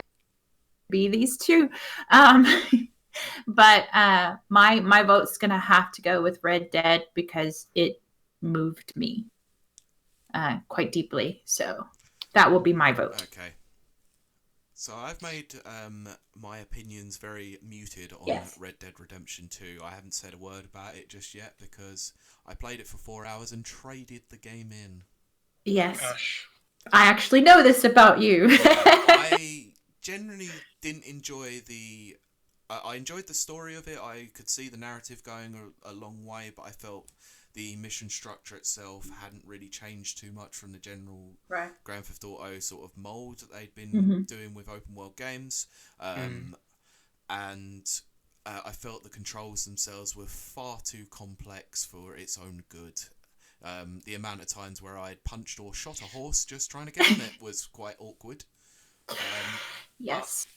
Other than that, I think it's from what I played of it, it had a really engaging story. It was quite interesting. The graphics themselves were insanely vibrant, and that opening snow area that you're in is just so gorgeous. It's unreal. Yeah, with the hut in the snow and the glow of the lamps. It truly is a piece of cinematic masterpiece, but I just felt it was let down by an aging system that they had used. The Rage engine is definitely starting to show its age a little bit more, but the structure itself is very, very unusual in the fact that you could just go somewhere, get on your horse and go, So yes, exactly. Yeah. So I'm going to have to go with GTA 5 on this one. Okay, Mike, you give us our deciding vote, and then you have to move I have on to move on. I'm so sorry. That's quite all right. The busy I wouldn't say. Dad. Oh yeah, I've been called to do some housework. No, that's quite all right. We understand that. No problem. So you can cast your deciding vote on this one. Yeah, I love both games for different reasons, and the same reasons actually. I think GTA is still so much fun. Literally, I just steal a car, drive around the city. I used to love. Was it Vice City? I would just drive around the cities listening to Flashback FM. Yes. Oh, brilliant! Absolutely. I still listen to that album now. So GTA is fantastic, but I think for the cinematography, the story, the hugeness of the game, I think I'm gonna have to lean towards Red Dead for this one. Yeah. And again, it also reminds me that it's yet another game I need to get back in. To be It's fair, so ironic since starting this website. My gaming time has just dwindled to nothing. Yes. We're having to split our time across playing the game and then actually writing about it. Yeah. Yeah. No, But Just then, of course, being the and all the leader of admin site, and you know. Yeah, exactly. Yeah, I think that's understandable. But no, Red Dead 2 is just a stunning game, and so my vote has to go to a horse rather than a car. That's totally fair. Excellent. I can understand why people absolutely love Red Dead for its narrative design and its story. Everything in sort of that respect is just for me. It didn't click with me like it did with everyone else. Yeah, it kind of was. It kind of was polarizing like that, wasn't it? There was a few people. There was a few people after it launched that, like you, Pete, definitely traded in their games straight away. Yeah. I do kind of wish I would have given it a little bit more time to breathe, though. I probably will go back and try and play it again and see whether or not my experience has changed. Yeah, I'm sure. For sure. But anyway, Mike, thank you so much for joining us. No, it's been a pleasure, and hopefully I can join, and other members of the team can join again in the near future. But thanks to you both. You're doing a great job, and we all really appreciate it. Thank you so much. Yeah. So, thank you for that. So hopefully no worries at all. Hopefully you can join us in the new year, or a few other people can join us, like you said. Yeah. Absolutely, definitely. Perfect. Cheers, guys. Well, enjoy the rest of your chat, and I look forward to hearing the results. Excellent. Thanks a lot. Thank you. Take care, both. Cheers. Bye-bye. Bye. Excellent. So it's deciding vote on that one, and then we've got two games of the first round left to go. All right, let's do this. Saints Row for the third against Mario Odyssey. Oh gosh. I'm gonna start because I can't help but gush about a Mario game. Surprise! I know. But I'm gonna bring up some criticisms as well, though. Don't worry. So, Mario Odyssey is a game that was first shown on the Switch reveal trailer, actually, but nobody knew what it was. Right. From what we saw of it, it was literally just a bullet bill coming towards you and you throwing a cap something. You know, it was a very, very strange little hint, especially when that nice lady takes it over onto a rooftop party. It's very strange. Yes, that's right. Let's go and play Odyssey on a roof. Yep. And I will say, side note, that when that came out, I was like, what is Nintendo? This will never work. Switch will never. What is the Switch? That's a terrible name. Yeah, I agreed on the name itself was one of the things that I said. The Switch is an awful name, but then again, the Wii U was an awful name too. Well, yeah, but I remember looking at the. Oh, this is just. What are they doing? What are they doing? Yeah, what have they done? What is wrong with them? Have they gone mad? Have they finally given in to all that they've been smoking? Exactly. Yeah. But so we had an extensive look at the game, you know, all of that. It came out in the same year as Breath of the Wild. That's right. Breath of the Wild's overrated. Come at me, bro. I don't care. So this is my game of 2017. I've played through this twice. Full completions, not like full like 900 odd moons. Yeah. But at least getting to the very last level challenge twice and completing it twice. This game is an absolute masterpiece. It is the best that Mario has felt in all these years, and that is one thing that has always gotten better with Mario games over the years, is that the level of control that you have over Mario himself has always improved. The level design itself is absolutely magnificent. You've got so many different worlds that you can encounter. So you've got your snow levels, your water levels, your beach levels. You've even got an area that's based on New York City, which is absolutely ridiculous. It introduces some lore quandaries, but yes. Yeah, it does, especially the fact that where the hell has Pauline been for the last 20 odd years? And why is every road name named after Donkey Kong characters? Yes. Absolutely. But I felt that was actually really interesting, how the level of design that they had just in that alone was very, very interesting. But, you know, the story itself is very weak, as per usual, because it's a Mario game. It's just a vehicle to get you from point A to point B. The platform itself is absolutely as solid as ever.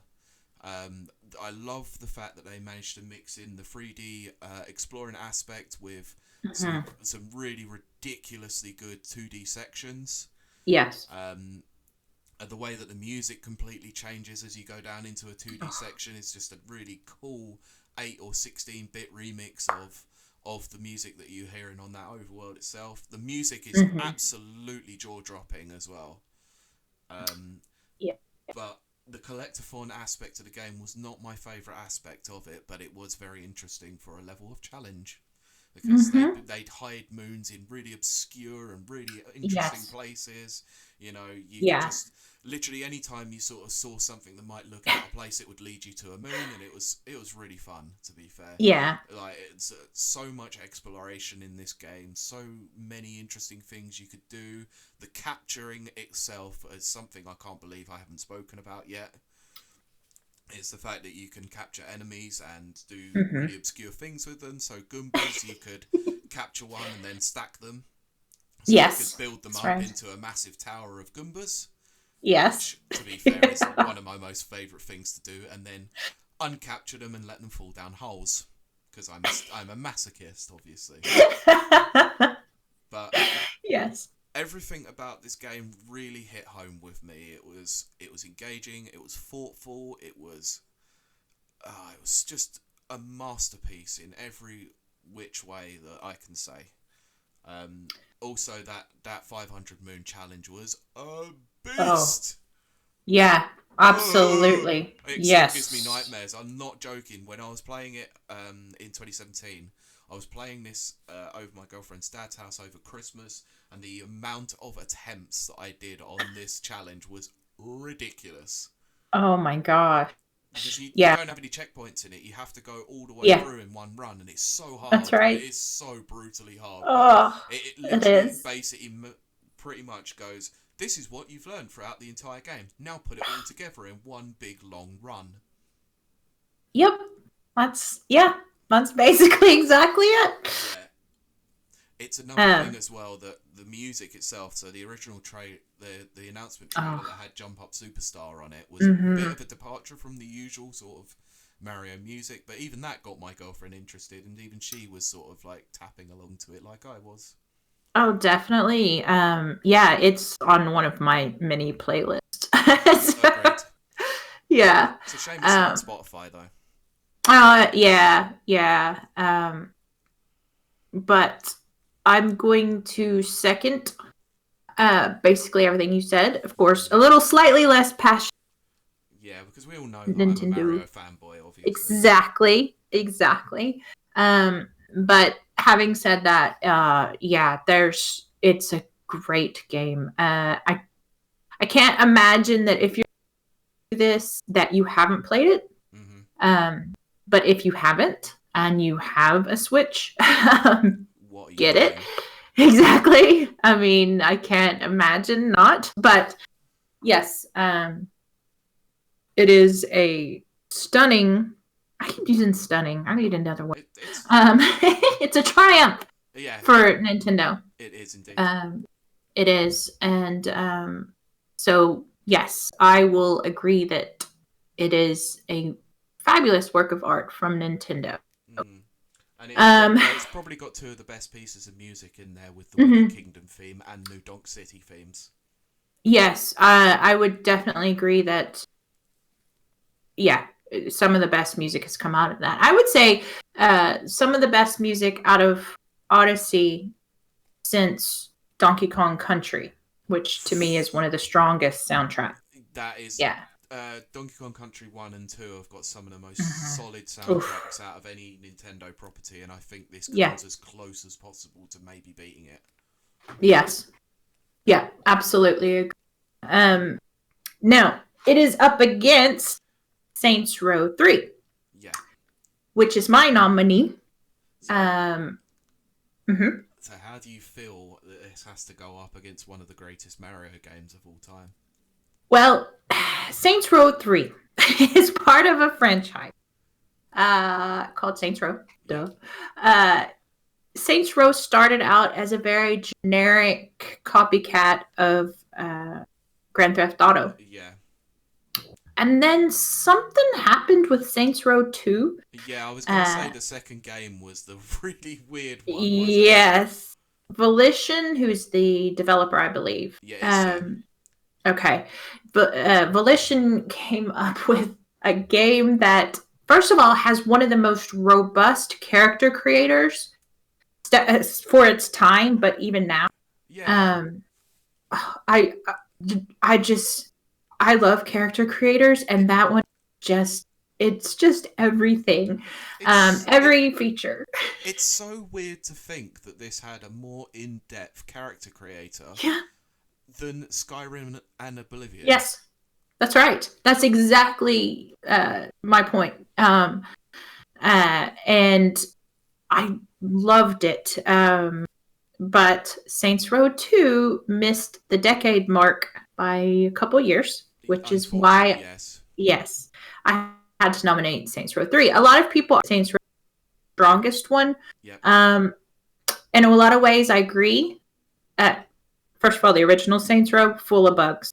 It had quite a few bugs, but I really enjoyed Saints Row 1. It was a very interesting prospect. The only thing that I'd have against it is the fact that you needed a lot of rep to keep advancing the story, which I thought was a little bit annoying. Yeah, because you couldn't, you could dress your character any way you wanted, but in order to get the proper rep, you'd have to dress them in the gang colors, and, it was just based around it. Yeah, I actually kept encountering game ending bugs, so I didn't complete it until a couple of years later on a different release. But Saints Row 2, loved it, played it all the way through. Saints Row 3, I was anticipating and so excited for when it dropped. When it dropped, I don't know if this would be considered a spoiler or not. But there is a character reveal at the end. That's going to be a spoiler for sure. Okay. A special guest star, we'll say, which is an actual real life actor. And I literally jumped up from the couch because he's one of my all-time favorite actors. You'll have to tell me after the recording, so I know I what will. you're talking about. Yeah, and he's well known with cars, so he comes with his own I think I might know who you're talking about. A very well-known franchise, but it's older. I literally jumped up from the couch and squealed, which again, this is not the type of person I am, so you have to understand this. But I was it came out of nowhere. Yeah. I was so excited. It was so graphically represented perfectly. I literally did. I squealed. I took a picture of the TV and posted it on. That's how. Even though no one in my life played video games or knew anything about video games, but I was just so excited. Yeah. And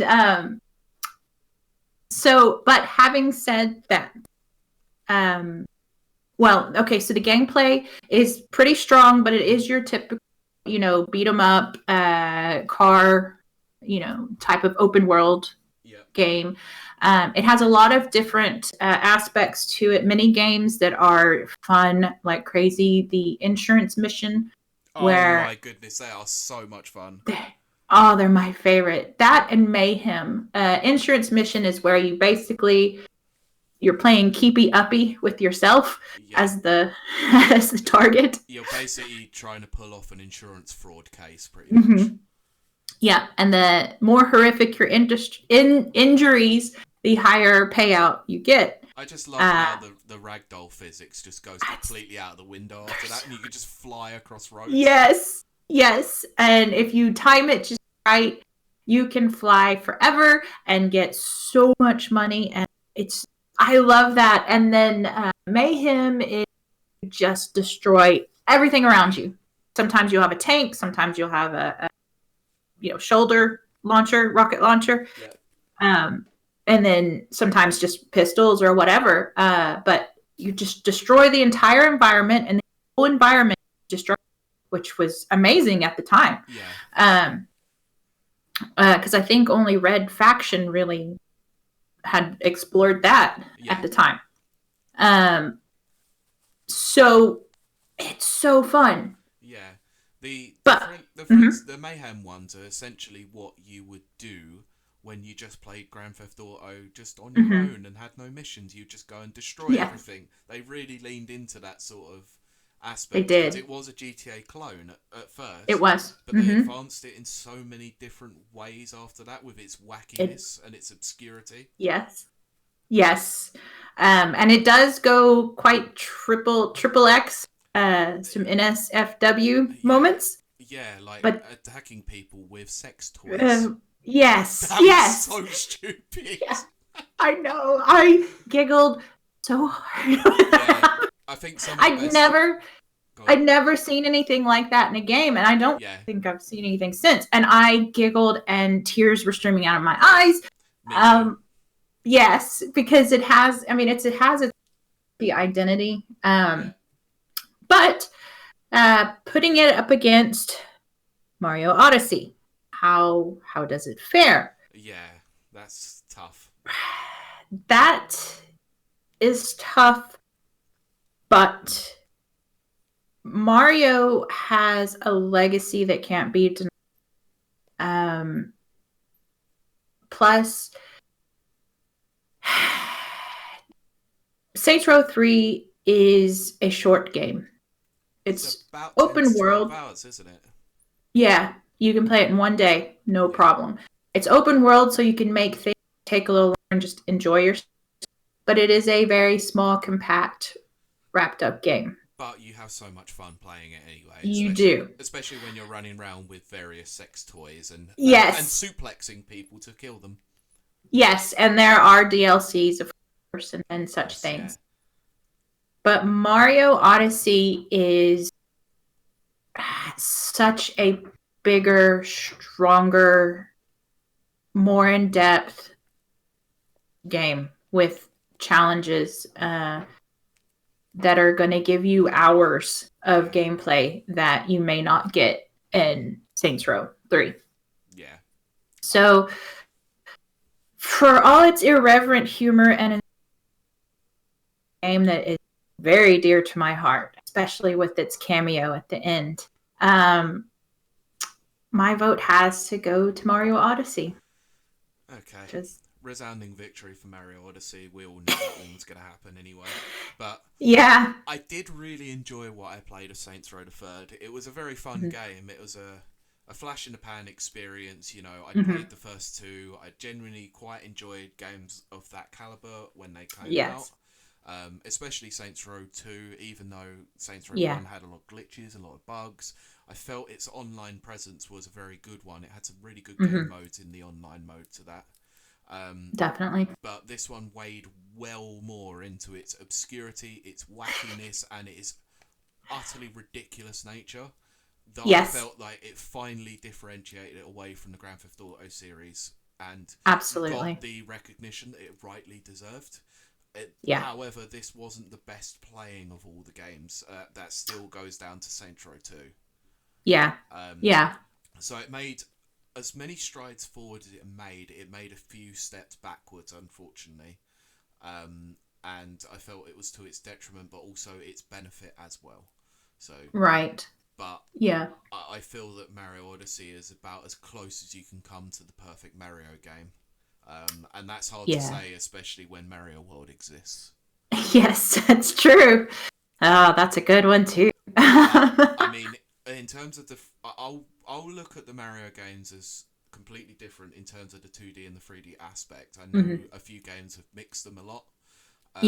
But this was the perfect 3D Mario. It controlled beautifully, had amazing music. The worlds themselves were very vibrant, very fluid, and each challenge kept you on a straight path despite you being able to move away from it a little bit more without giving you proper prompts to say you're going the wrong way. It still let you do whatever you want, but kept you moving in that forward direction.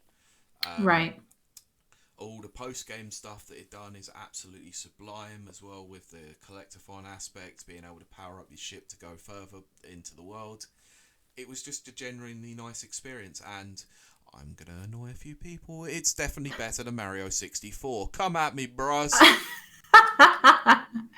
I will second. But there is a very nice sure. thing that happens later on in the game. I'm not going to say, because it was such joy to experience that firsthand without a spoiler. Excellent. It probably has been spoiled by now by a lot of people. I don't care. Yeah, I suspect it has, but we'll respect the listeners. Yeah, I mean, you'll know exactly what I'm talking about once you finish the final boss, and then you go into an area. The area I'm talking about. I know exactly. Yep. Good. And it's nice. Yeah. Mario Odyssey makes it through with no reason to worry, no sweat. Right.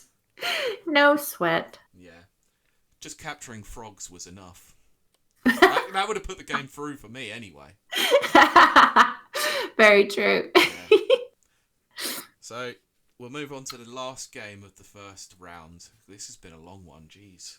We knew this was going to be long, but it'll get a bit shorter as we go on anyway. Yeah, I was going to say, once we pass this part, yeah. So, we've got two incredibly different games coming at you. AAA game, open world, exploratory game against a indie 2D exploring game.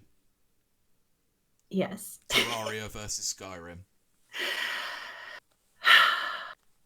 Which is going to be a lot tougher than you think. Yeah, this is a hard one because I've played both games and I quite enjoy both games.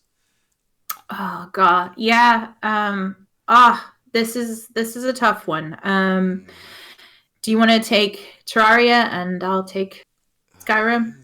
What can you say about Terraria, really? Like, it's so hard to... It's another one of those games that's really hard to describe.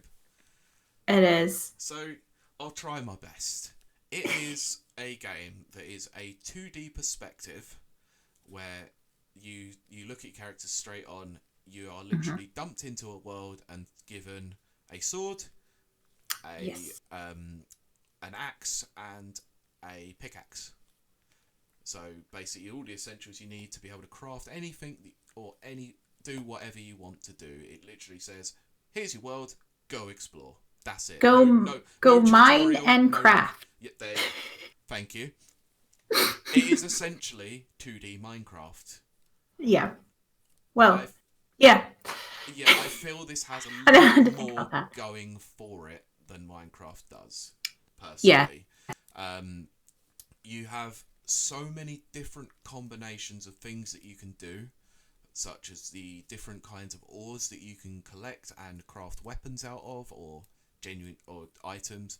There is a huge degree of items that you can pick up in the game that are either randomly dropped by bosses, picked up in treasure chests that are buried deep underground, and the challenge alone is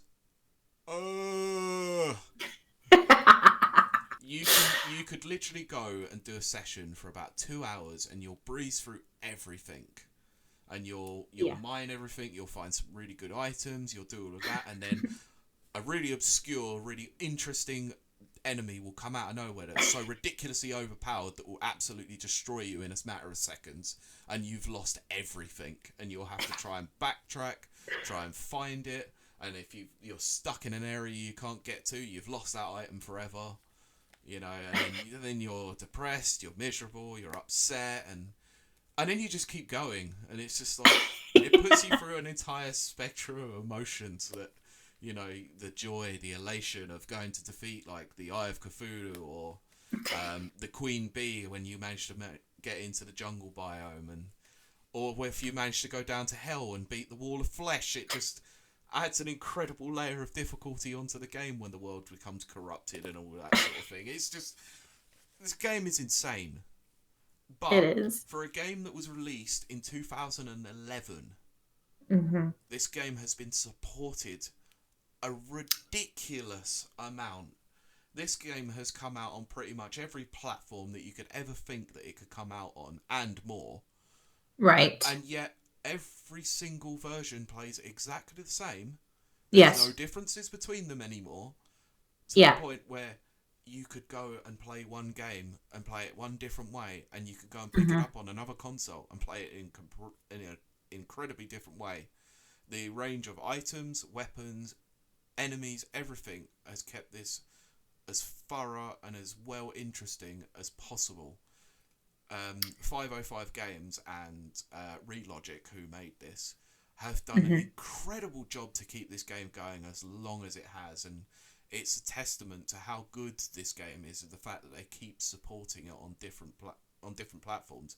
Even games like the Wii U, the 360, and the PS3 version are still regularly supported. Yeah. Yeah, and the first place I even played it was on mobile. So, I mean, it's literally everywhere. It plays so weirdly on a mobile phone, but it's still just as good. It's quite enjoyable. Yeah. I mean, I picked this up on the PS4. I'd played it on the 360 before, and I picked up the PC version and also the Switch version. So I played this good on three or four different platforms, and it's still just as enjoyable as it ever is. And if you want to see my deep dive into it, I do have a review up for it for Rapid Reviews. Yes, so link that in the show notes for sure. You'll have to remind me later because I'll probably forget. Yeah, definitely. And so that leaves Skyrim, which, if you don't know about Skyrim, what even are you? Yeah, what rock have you lived under? Exactly. Are you even a real gamer, bro? What's going on, bruh? Do you not play games, bruh? So Skyrim is a Bethesda game. It is part of the Morrowind franchise. Morrowind has been around. You say Morrowind, it's the Elder Scrolls franchise. Well, but yes, Morrowind thank you. Did You're form right. One of the games, one of the areas of the particular world was Morrowind. Yes, I should say it is Elder Scrolls. Yeah. But yeah, and Oblivion was the one that came out before it, which blew everyone away because they had bought the franchise and, you know, really just did so much to it to update it and bring it to the modern world, much like they did Fallout 3. Yeah. So then the big anticipation was for Skyrim to come out. And it was worth the wait. Oh my gosh. The day it dropped, I got it. It's one of the few games that I bought the day it dropped. I'm glad you mentioned the day it dropped. Do you remember the release date for it? Oh man, no, I do not. It was the 11th of November, 2011. So 11/11/11. I knew it was November, and I could not remember. I think I'd remember. And of course, right off the bat, as well as being breathtaking, my horse, when I got to get a horse, my horse got stuck in the ground because it's Bethesda, but way back into the beginning of the, when you're kind of just dropped mid-story into this game, and you have to make choices, which is always fun. Yeah. But the real thing that just was jaw-dropping was the minute you see the first dragon. Oh man, that was terrifying. Oh, like literally my legs were shaking. Were your knees and this weak? wasn't. Yes. Palms were sweaty. Mom spaghetti. There was no vommer on that sweater already. But it wasn't a VR game. We're talking, high def TV, still just your at that basic time, TV setup. 360. Yeah, at that, yeah. And it was still just like, oh my gosh. And then he breathes fire like right there because he's attacking the town. It's the opening cinematic. Yeah. And it was just wow. So it was amazing, and the graphics at the time were so just vibrant and new, and they actually had a few more voice actors as opposed to Oblivion when they had like 5. Yeah, the because same most of the gods 5 sounded the same on Oblivion. Yes, like 300 characters, and there's only 5. But yeah, interesting thing if you're someone who watches the show Archer. Yeah. The butler in Archer is voiced by a guy. He's passed on now, but was voiced by a guy that did lots of Skyrim voices as well. Wicked. Yeah, so if you watch Archer and Skyrim, you will recognize his voice quite vividly. I'm not sure why you'd watch Archer, though, to be fair. I'm sorry. I will concede that after the 3rd season, it just bottoms out. Yeah, but... it does, but H. John Benjamin is still brilliant. He's fantastic. I just love him. Anyway. He's fantastic. He's the best thing about that show. That, and then the actress that plays his mother, she's great from Arrested Development. Yeah, she's pretty good, to be fair. There's a couple of really good voice actors in there. I can't remember the names of some of them, but God. Yeah, I know. Why am I blanking on the name of this one? The guy from Saturday Night Live is in there. Yeah, I was thinking of one of the ladies, actually. The one that basically makes really obscure sex jokes, basically. Oh, Pam. That's yeah. God, it's just really... Yeah, okay. If you like off-color humor, the first 3 series are very good. Yeah, but we'll save that for our Archer cast. So, anyway, having said that, and so then you, much like New Vegas, another Bethesda product, it comes down to some moral choices you have to make for the country. Yeah. Which way is this country going to go? And whatever outcome you choose, ending. So it's a sweeping saga. It's an RPG through and through. And it's just very immersive. That's the word I'm looking for. Yeah. On a scale that, up until that point, most RPGs hadn't been. I do find it really interesting, actually, that despite them all being part of the same series, they never really mention many of the other areas that have been featured in Elder Scrolls games. There's very few, but there will be an obscure mention here and there, but it is weirdly territorial. I don't know. It's like they want them to be like completely separate, like standalone experiences, whilst forming part of like a greater mythos and universe. Yeah, I suppose, given the timescale that it is sort of set in, there wouldn't be that many people who would have ventured to places like Morrowind or to Oblivion, basically. It's very true. And Cyrodiil. Yeah, because it's kind of set in a pseudo time period or a fantastical time period where travel is limited. Even in the game, travel is limited. Unless you have a horse and you can ride up a mountain. Yes. Oh my gosh, yes. And then tumble down. Yeah, that was always fun. I believe it was Skyrim. Was it Skyrim or Oblivion that was infamous for its horse armor DLC? I think it was Skyrim. I think it was Skyrim too. Listeners, correct us if we're wrong. To be fair, you can play Skyrim even on a fridge. Yeah. according to that Bethesda trailer. Yeah, that's true. That was actually the funniest thing that came out of E3 that year. Oh my gosh. That was a good Yeah. Yeah. We're gonna need to do an E3 special. Where we just kind of talk about next year. We're going to next year. Okay. We'll do like top 10 moments. But yeah, we'll do it just before E3 2020. We'll just do a top 10 moments of the last 10 E3s or something. Absolutely. Yeah, for sure. But yes, to wrap it up, Skyrim is your quintessential RPG. Yeah.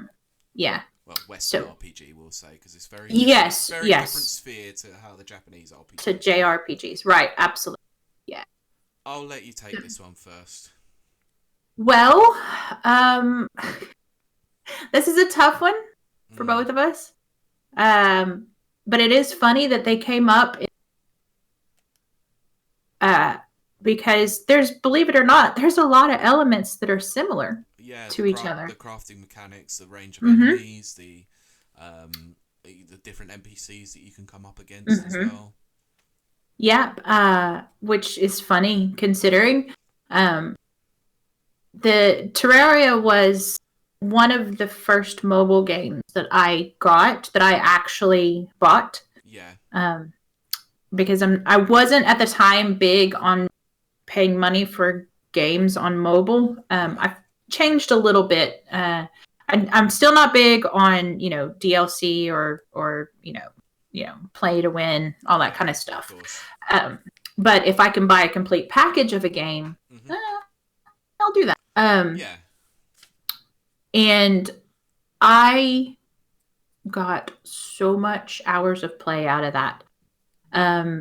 It is a game that is right up my alley. I love crafting in games. I love strategy in games. And you do have to have an element of strategy in Terraria. Oh, God, if you don't have a strategy, you don't have a plan, what are you doing? Exactly, You're going blind into caves. That's ridiculous. Yeah, yes. There, and much like you said, I want to highlight that it's different every time you play it. Yeah. Which I love. So now, and then versus Skyrim, which has my favorite elements, which is lore and companions and things like that. But when it comes down to crafting and strategy versus straightforward RPG elements, I always have to take crafting. Oh, wow. I know. I think we're going to have an upset here. I know. Yeah, just say it. Oh, gosh. I can't believe you're going to do this to me. Just say it. My vote for Game of the Decade. Well, on this bracket, anyway. On this bracket, I was going to say, specifically between Skyrim and Terraria. Yeah.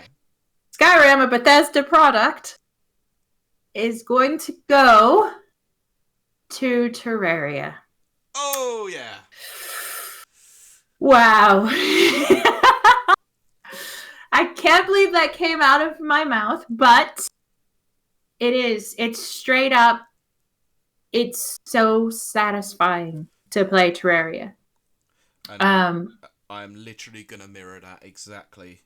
You know, as much as I enjoy Skyrim, as much as I enjoy the discussion that's been had around Skyrim, as many people as I know who absolutely love that game with a passion, to the point where even 9 years after the fact, or 8 or 9 years after the fact, they are still doing multiple 200 to 300 hour runs of this game. Just because they love it that much. You know, it's been released on literally everything you could think of, you know. From, the PS3 to the PS4, the 360, the Xbox One, you know, PC, and mod support all over the place. You know, you've got a Switch version that came out and was very highly regarded. Yes. I do enjoy that discussion around this game, and I do genuinely feel that it rightly deserves its place on this list as one of the top games of this decade. but Mm-hmm. I've got so much more enjoyment out of Terraria. Yeah. From a personal aspect, you know, it's just the level of strategy, the level of crafting, the utterly insane amount of combinations that you can do, the world being Mm-hmm. incredibly vibrant and different every time you play it, and it's just an utter joy that this game is still being very heavily supported as well as it is, and that is no mean feat considering how much time, Right. how much effort, and how much money goes into keep developing really interesting and unique items that they constantly do. Mm-hmm. And I have to give them credit, because as much as everyone talks about Minecraft constantly as being one of those games that literally breaks new ground for different viewerships on YouTube and Twitch, and apart from the fact that, you know, Notch is an utter scumbag, Terraria has all of that in spades and no scumbags on the team. Yep. So There you go. Terraria wins on that one, and Yep. I believe it should be played by a lot more people. It is very highly played in the community, but Yes. in terms of things like Minecraft, like the general public just don't tend to give this a look in at all, and I'm disappointed to say that they don't, because this has got so much going for it, and you should definitely give this a try. Absolutely agree. Absolutely. I think I can speak for us both that we do this extra large episode with new games on the horizon for yourself to play and experience. And Terraria would definitely be one that we would both recommend. Absolutely. To go out and get, for sure. But quickly moving on. Yeah, because this one's going to be nice and quick now, because we've... Yes. The hardest part about it is obviously having to discuss the game first, and that can take a little bit of a time, but we can pretty much rattle through these ones pretty quick from now. So yes, we're going to start off with the north side of the bracket, which is going to be Fallout New Vegas against Smash Brothers Ultimate. Oh no. One of your favourite games against one of my favourite games. Yep. Let chaos ensue. Okay. Yeah, this is definitely a difficult one. Agreed. Because New Vegas for me exemplifies for the decade, I'd say, what I love about gaming. Yeah. Which is, just the complete immersion, the replayability. I can start New Vegas up right now and play through it. Now, I'll play the exact same run that I play every time. And I don't know why. There's nothing wrong with that. Some people just get stuck in a way in which they want to play things.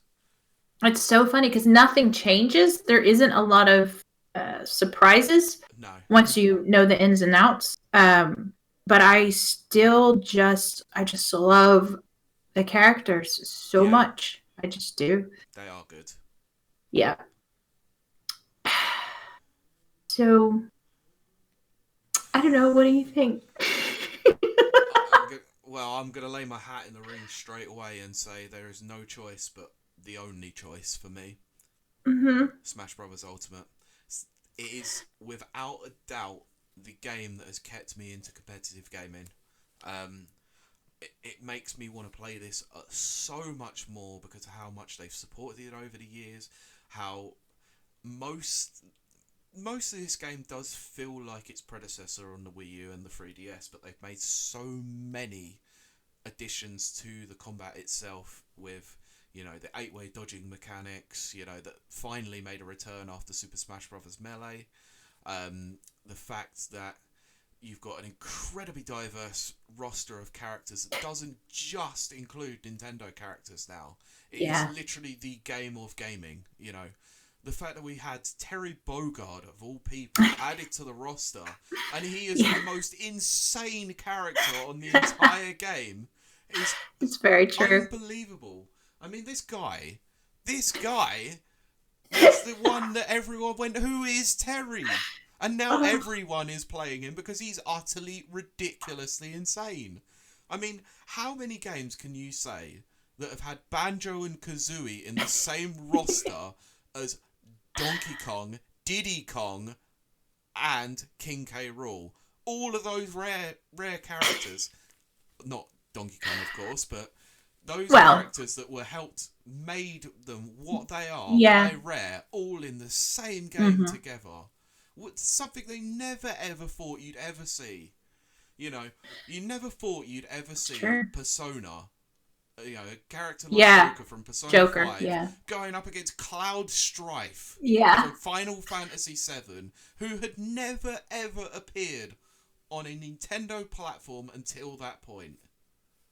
It is ridiculous. And it's the fact that every company is pretty much trying to persuade Nintendo and Masahiro Sakurai to get their characters into Smash Brothers. That is the kind of appeal and the kind of legacy that game has. And I can't, as much as I think Fallout New Vegas is a wonderful game, I can't go with anything more than legacy on this one.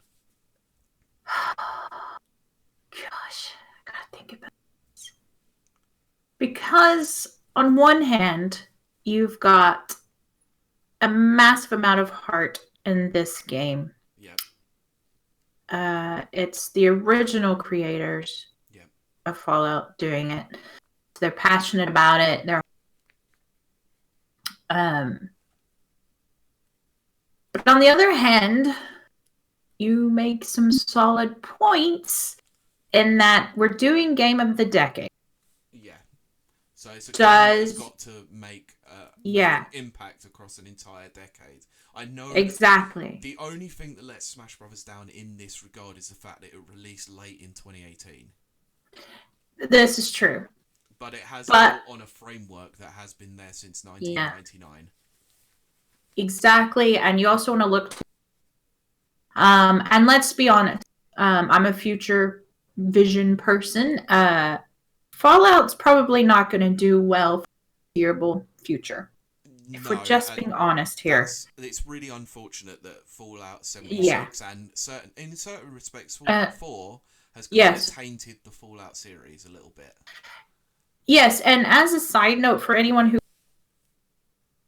the Bethesda Fallout lover did not choose Fallout 4 as a Decade nominee, it's because the game that I play, the Fallout 4 that I play, that I love, that I play very nearly daily when I'm not reviewing, is so heavily modded.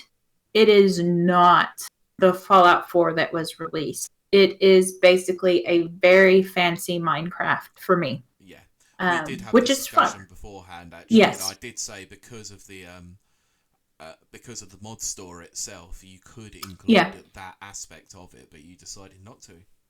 I decided not to because I wanted this to be based on the core games themselves. Yeah. So looking to the future, I think Fallout has some tough roads ahead. Bethesda really shot itself in the foot several times the last couple of years. Whereas Smash Brothers can only get better and bigger. I think so. We've got one more character to come on this Fighters Pass, and then a whole another load of them to come as well, which is crazy.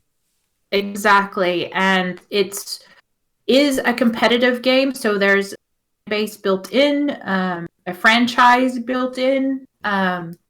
So purely on those sorts of points, I think I can concede Fallout New Vegas is my second favorite game. Yeah. Halo 3 being my favorite, but it didn't make the decade. Yeah. But even I know that it has limitations going forth. Whereas Smash, come on, who hasn't had, an all-nighter, your friends come over, you're bored, you start drinking and then you start Smash. And it's the best night ever. I've had some of the most random rule sets that you can think of playing this game. Yes. All 8 players, all large Donkey Kongs with nothing but Donkey Kong items. Well, see, that's the thing. And I I tend to be a lone wolf in life, but I have enjoyed those moments where you can have a group going and you're laughing and you're enjoying, and nobody's getting mad because you got pushed off the cliff, or the edge.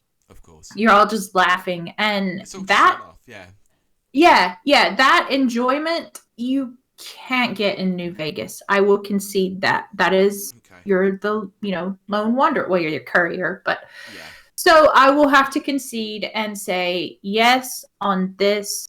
Smash gets a pass. Fair enough, and I respect that. Yeah. So, what you're saying, I wanted to pick up on something here. You say that Fallout has kind of gone off the beaten path a little bit, and it needs to go back to that country road. Yes. I'll get my I'm leaving. Take me home. That could be construed really badly, Kylie.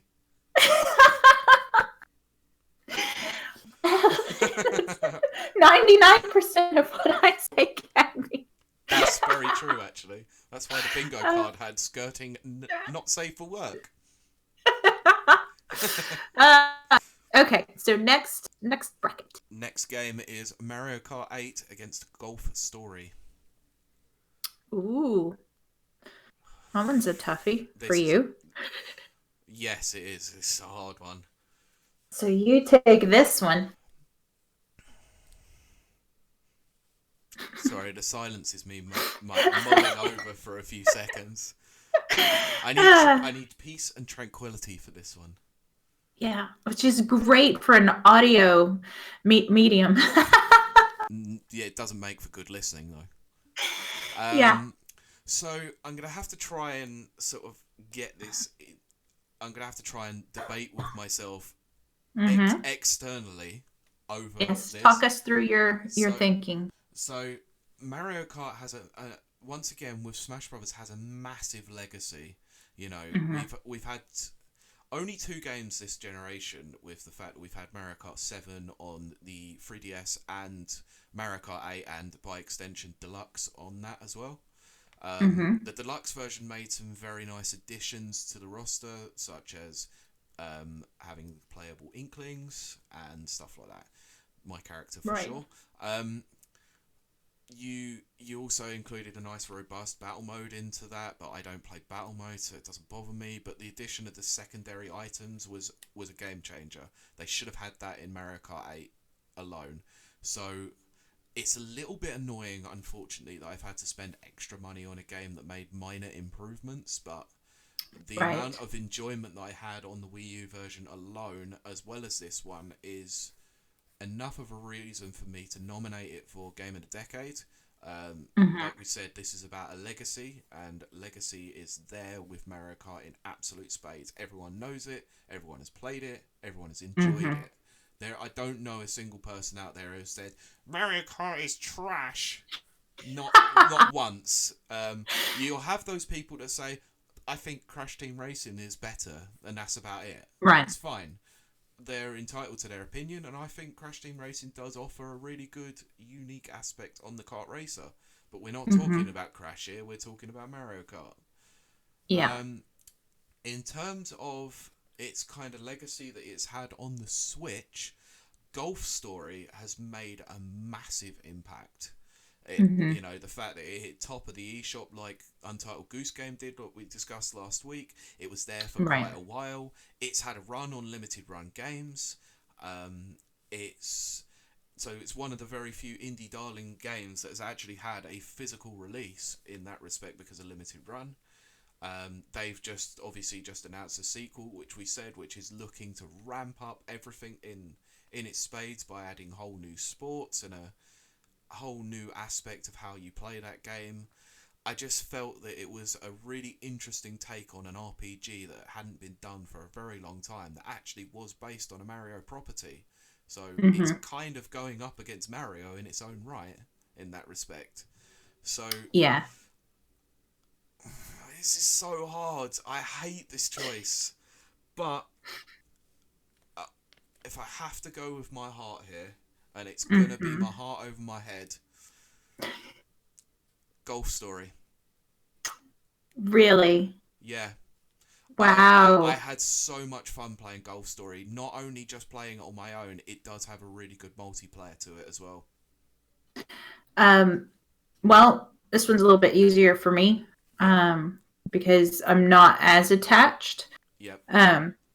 But because I feel that we have a strong Nintendo contender already in, Yep. I'm going to go ahead and back Golf Story as well. That's fair. I mean, we've got Smash Brothers Yeah. Ultimate, and it could go up against Exactly. Mario Kart 8, and that is a nearly impossible decision. That is exactly what I'm foreseeing. Yeah. So I'm going to respectfully back Golf Story with you on that basis, because I haven't played Golf Story. Yeah. Does this look like a game that you would be really interested in playing, though? Definitely, because I am a sucker for upgrades. Yeah. And this seems to have plenty of upgrades. Yeah. So yeah, for sure, I will definitely be picking this one up. I think you should. It's once I'd added it onto the Game of the Year list, there was no reason why I was taking it off. Mm-hmm. It left a pretty lasting impression on me mainly because of its humour alone, but the upgrade aspect of the game was another really nice addition. It's quite unforgiving. That's the only thing I would say about it is, if you've made a mistake, it's only down to you, and that's it. And I quite like that aspect, really. Yeah. Whereas Mario Kart, especially if you're playing with people or with online, it's a game of chance. It's not down to your skill alone. It's down to random chance as well. And I think that's one of the reasons why I probably picked Golf Story. Yeah. So Golf Story makes it through, and thank God, because it deserves more play. Yeah. Okay. Next ones. Undertale against Red Dead Redemption 2. Oh god. Gosh darn it. Okay. You're taking this one first. I'm not biting a bullet on this one yet. Okay, this one's tough. This one is tough. For you, maybe. For you. Yeah, for you. For me. Basically, let's be honest, I need to decide what makes Undertale better than RDR2. Yeah, okay. Undertale made it this far for the reasons that I mentioned. It is a legacy game. It changed things on multi fronts. Yeah. Red Dead Redemption 2 also changed a lot of things on a technical front. It did, yeah. And also on a narrative. Yeah. Games have really improved. I would say due to God of War and Red Dead Redemption 2, where they're just so strong with their narrative. And of course, Last of Us. Yeah, I would say games that over this generation, it's the last decade. Yeah, really shown how a narrative game can really change the nature of gaming. Yeah, and I do want to mention as a side note, I did have 2 honorable mentions. Yeah, we'll now mention that those a bit later anyway, because I have a few that I wanted to add on to that. Yeah, but anyway, so what it comes down to is, okay, both of these games are games of the heart. Both of them are. Yeah. Well, yeah, because the main theme of Undertale is about your heart. Mm-hmm. Yeah, and even Arthur Morgan is sacrifice and redemption. Yeah. Obviously. That's why it's called Red Dead Redemption. And it's about, loving and family and all that good stuff. Yeah. So if we strip it down, it's basic. 2 games about the heart, about feelings and things. Yeah. You have to go with your heart on this one. Oh, that's tough. That's tough for many reasons. but most people would say that I lack. Nah, that's a lie. It's a lie, and you know it. That's a trick I play on people. It's how you help yourself from getting hurt. Yes, exactly. So Undertale takes you from so many different experiences. Yeah. The characters, they're two-dimensional, but they're so real. I mean, Sans and Papyrus are great examples. Yep. But even the quote-unquote villain He's is... out. Yeah. Well, there's the one villain, and then there's another villain, but we won't talk about that for spoiler reasons. Yeah, exactly. So we'll say the perceived villain. Asgore. Yes. It's very multi-dimensional, and which is it's kind of silly for a little indie game, but it's not. Yeah, I would agree with that. It's silly, but it's so not silly. Like, the writing itself is so impactful. There's a depth to it that if you're not a person looking for depth, it's a good, fun, enjoyable game. But if you're a person with a lot of depth, it speaks on that level. Yeah. Red Dead is not subtle. Yep. It's very in your face. It's very bombastic, isn't it? Yeah, like, it's got music that tells you and cues you should feel something here. Yeah. You're just your typical tales that are in any kind of film, even, this is where you are sad. This is where you should, laugh. Like the drinking scene. Yeah. But Undertale, it doesn't do that. It brings you along with it. And when it comes to games and lasting legacy, again, we're talking decade here. Yeah. I'm filled with determination. Yes! Undertale. I'm so glad you got that reference in there. Yes. It's a reference that I absolutely love. I even sell t-shirts with that on there. It's an important game. That's what it comes down to for me. Undertale is an important game. Yep. Full stop. Okay. I'm glad you mentioned that, because I feel like this is a very important game in history. You're not going to get too many more experiences quite like it. Right. Whereas Red Dead Redemption 2, as great as it can be at times, and although I traded it in and didn't enjoy it after about 4 or 6 hours, I'm going to go back and play it because I feel like I might be wrong. So I would like to see that happen. Yeah, I mean, it's enough of a reason for me to want to go back and play it, because I've heard so many good things about what happens in the latter half of the game that I'd missed out on. So, but it's, once again, it's another one of those things. It's like with GTA, like we were describing before, it's a very tried and true formula, Right. And whereas Undertale literally takes an RPG element and completely puts it on its head. Yes. It does so much more different than it does paint by numbers. And I think for that reason alone, I'd have to choose Undertale.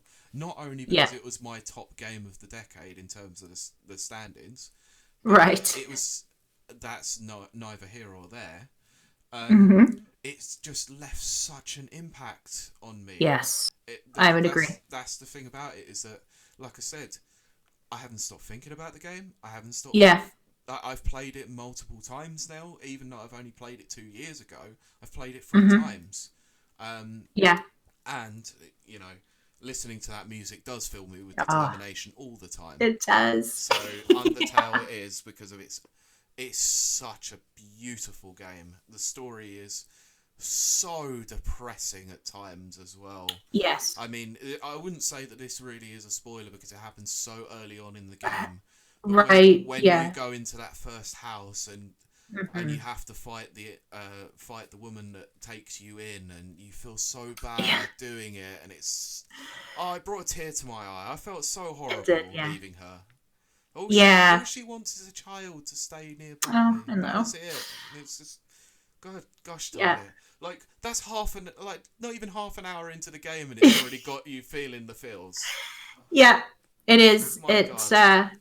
even a ice cold monster like myself. Look, I'm an ice cold um, monster at the best of times as well, and even that made me feel the feels. oh no, it knows how to get straight to the quote heart of the matter, but it does, and it does Yeah, it well. it does. It Yeah, really does. it is a game with a lot of heart, and so Yeah. it well deserves. Yeah. Yes. Okay, next one. Mario Odyssey Oh against gosh. Terraria. Well, I'll speak first, but it's ultimately going to come. Yep. Um, for me, it's almost too easy. Okay. So I'll just say my very brief little piece, and Go then ahead. we'll move on. I love Terraria. It is fun. Please go play it. If Yeah. you like building things, oh yeah, you're not gonna regret it. I think. It's Sorry, just as a mhm. side note, I think one of the most fun things that I did was building into space. Yes, So brilliant. absolutely, and it's very affordable across all platforms. Yeah. So you're using our phrase "bang for the buck." Uh, it's worth it. But It is constantly being reduced on eShop sales oh yeah, and stuff like that as well. for sure. But again, legacy. We're talking legacy here. Yeah. It's Mario Odyssey. It just is. Yeah. That is in a whole nother class by itself. Yeah. So I will have to put my vote with Mario Odyssey on that one. We're not going to have an argument here. As much as I love Terraria, as much as I put it up on the Game of the Year list or Game of the Decade list, we are talking legacy here, and the legacy that Terraria has been a good one, but it hasn't quite been like things like Minecraft and its other sort of Right. similar games. And I don't think rightly so, because I think this game should have a bit more of a following. It has a good following already, who are absolute diehards. Oh yeah. But we're talking about what games have made the most impact across an entire decade. And I think Mario always makes an impact no matter what decade, because it's not like that games are completely churned out all the time, like on a yearly basis. You have different games that do different things, and this was the flagship 3D Mario, much like 64, Yes. Sunshine, Galaxy, and Galaxy 2. Oh yeah. Now, as an honourable mention, I know we were going to mention these at the end, but Mario Galaxy 2 did make it onto my list, but I had to toss up between which game had more of an impact on me personally, and Odyssey had a lot more of an impact, so I'm going to have to go with Odyssey, but that doesn't necessarily mean that it's the better game. Right. It's just I got so much more out of it. Yeah. Absolutely. And this is your notice. Go and play Terraria, no matter what you do. Just even if it's just for a couple of hours, and you go, yeah, it seems fun. I'm not going to play too much more of it. Just go and play it. Even if you pick it up on a mobile phone, it's fine. Yep. Absolutely. Still I encourage that. Yeah. Okay, we're getting down to the nitty gritty. Yeah, we're into the last 3 games. So we're in the semi-final aspect, and these are some doozies. Some big doozies. Yep. Super Smash Bros. Ultimate against Golf Story. Wow. Yeah. I think this is going to be another one for you. No. I think I'm pretty much set on my one here. Right. Okay. Then I will do very quick so we can kind of wrap up here. Go ahead. Okay. Between the two, I'm voting tactically. I'd have to say Smash. Okay. I'm voting Smash. Yeah. To be as quick as possible, this is the game that made me go to America and go to Las Vegas and go and compete in a wide-scale tournament and get my butt handed to me. So that has a pretty lasting impact. Yes, that would. Once again, Golf Story is no mug. It should be played, and it is one heck of a title. But yeah, you just don't beat out things like Smash Brothers because of the amount you of just ridiculous stuff that it's done over the years. Absolutely. So we're going to go on to our next game because that was quite short. Yep. Didn't think it was going to be. No, because I have to look and for me that was Smash.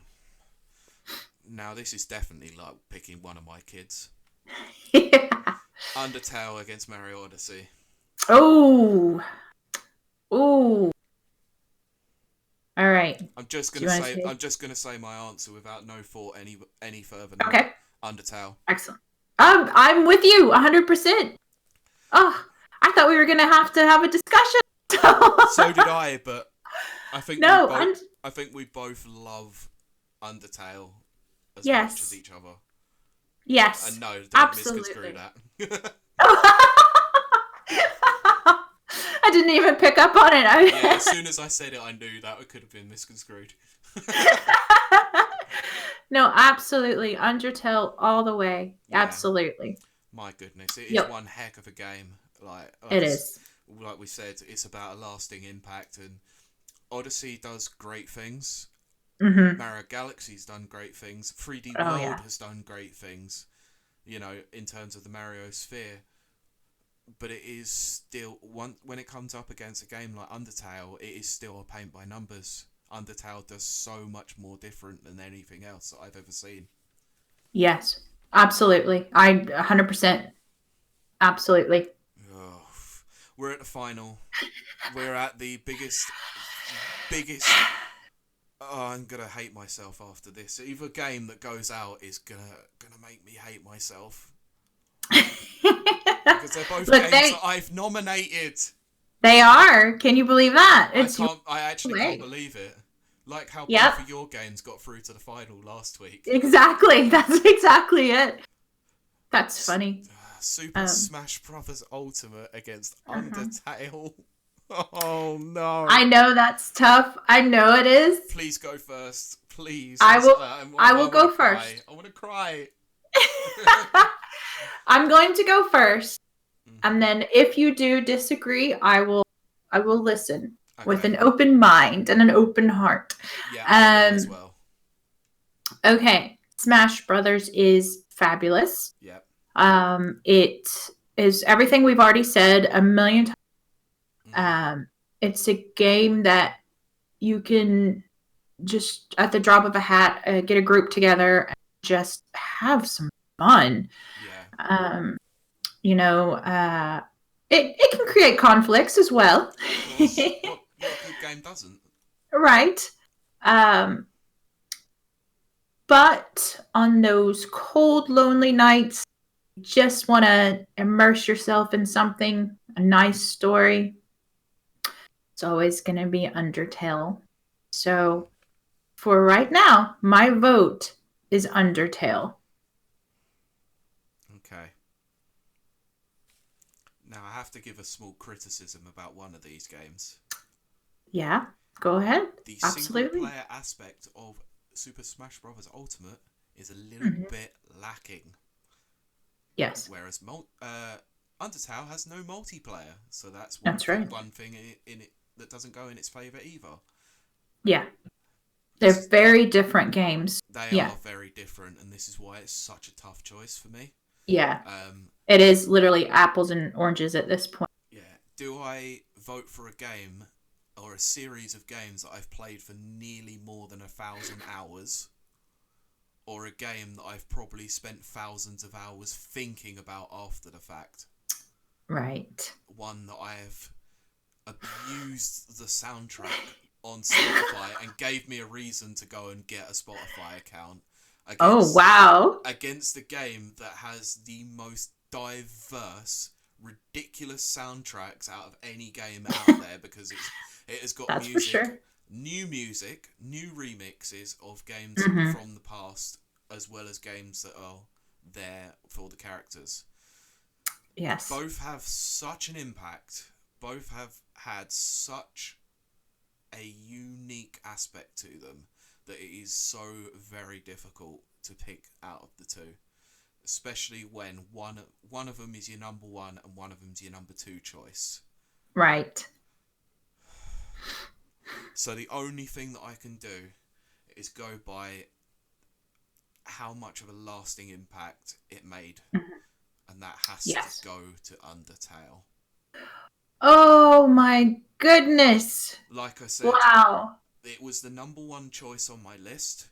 It made such an impact that I played it again a couple of days later. Oh, And that's the music amazing. has filled Yes. me with so much joy over And the year. determination. And that too. But I can't choose any other way. I just can't. Smash Brothers is one of my biggest loves in gaming, and I literally stop and look at everything that comes out to do with Smash Brothers. I watch tournaments still, where I still don't with most other games like Street Fighter. Oh yeah. I'm an active participant in going to local tournaments in my area. I genuinely enjoy everything they've done with the DLC and all of that. Although the Fighter Pass a little bit overpriced for my liking, and didn't like the idea of them including a Fighter's Pass. But the game is a wonderful addition to any Switch catalogue, as well as any 3DS or Wii U catalogue that is out there, because Smash for Wii U, or Smash 4 as I call it, is still a good game.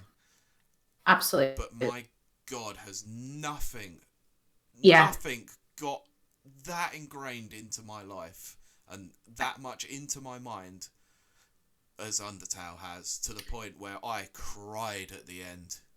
It's absolutely the biggest, I think when we're talking decade, it's had the absolute biggest impact. I think you can hear it in both of our voices about this game. I could talk passionately about this game for hours on end. I could literally run through every single beat of this game and not sound as less passionate about it as I have already. Right. And it's another one of those games that, unites, gamers of all ages. We've all played it. Yep. Down to, the younger kids up to, the generation above us. And we've all enjoyed it equally. Yep, absolutely. And the idea of a game that unites us, much like we're talking about Untitled Goose Game, is always for me just the biggest impact you can have, because it just shows this shared, the shared human condition that we all have. Yeah, it's the collective. Not so. Exactly, we're not so different. No. Underneath it all, and Undertale is the biggest game that does that, the strongest game. So I'm very pleased with our choice. So me too. Rapid reviews. Yeah, Rapid Reviews Radio's pick for Game of the Decade is Undertale. And very rightly deserved, I think. Every game in this list is very rightly deserving of that. So, with that being said, shall we go over some of the games that could have easily made it into the list as well, but just quite didn't make it, unfortunately? Yeah, we'll do it really quickly. Yep. So, do you want to go for a couple? Yep, I just have two honorable. The first one being Last of Us, because I already touched on it. Yep. Last of Us is a fabulous game. It's post-apocalyptic. It's zombies. It's deep, heartfelt storytelling. Yep. It's excellent voice acting, excellent mocapping, and not too bad weapon system. The weapons are its weakest, I would say, of all of it. But even then, it's not terrible. Yeah. The reason why I didn't put it on my main list is because The Last of Us 2 will be coming out on the next generation console. Yeah. And I have a feeling that is going to blow everyone away. I do agree with you. I think that's going to take the world by storm again.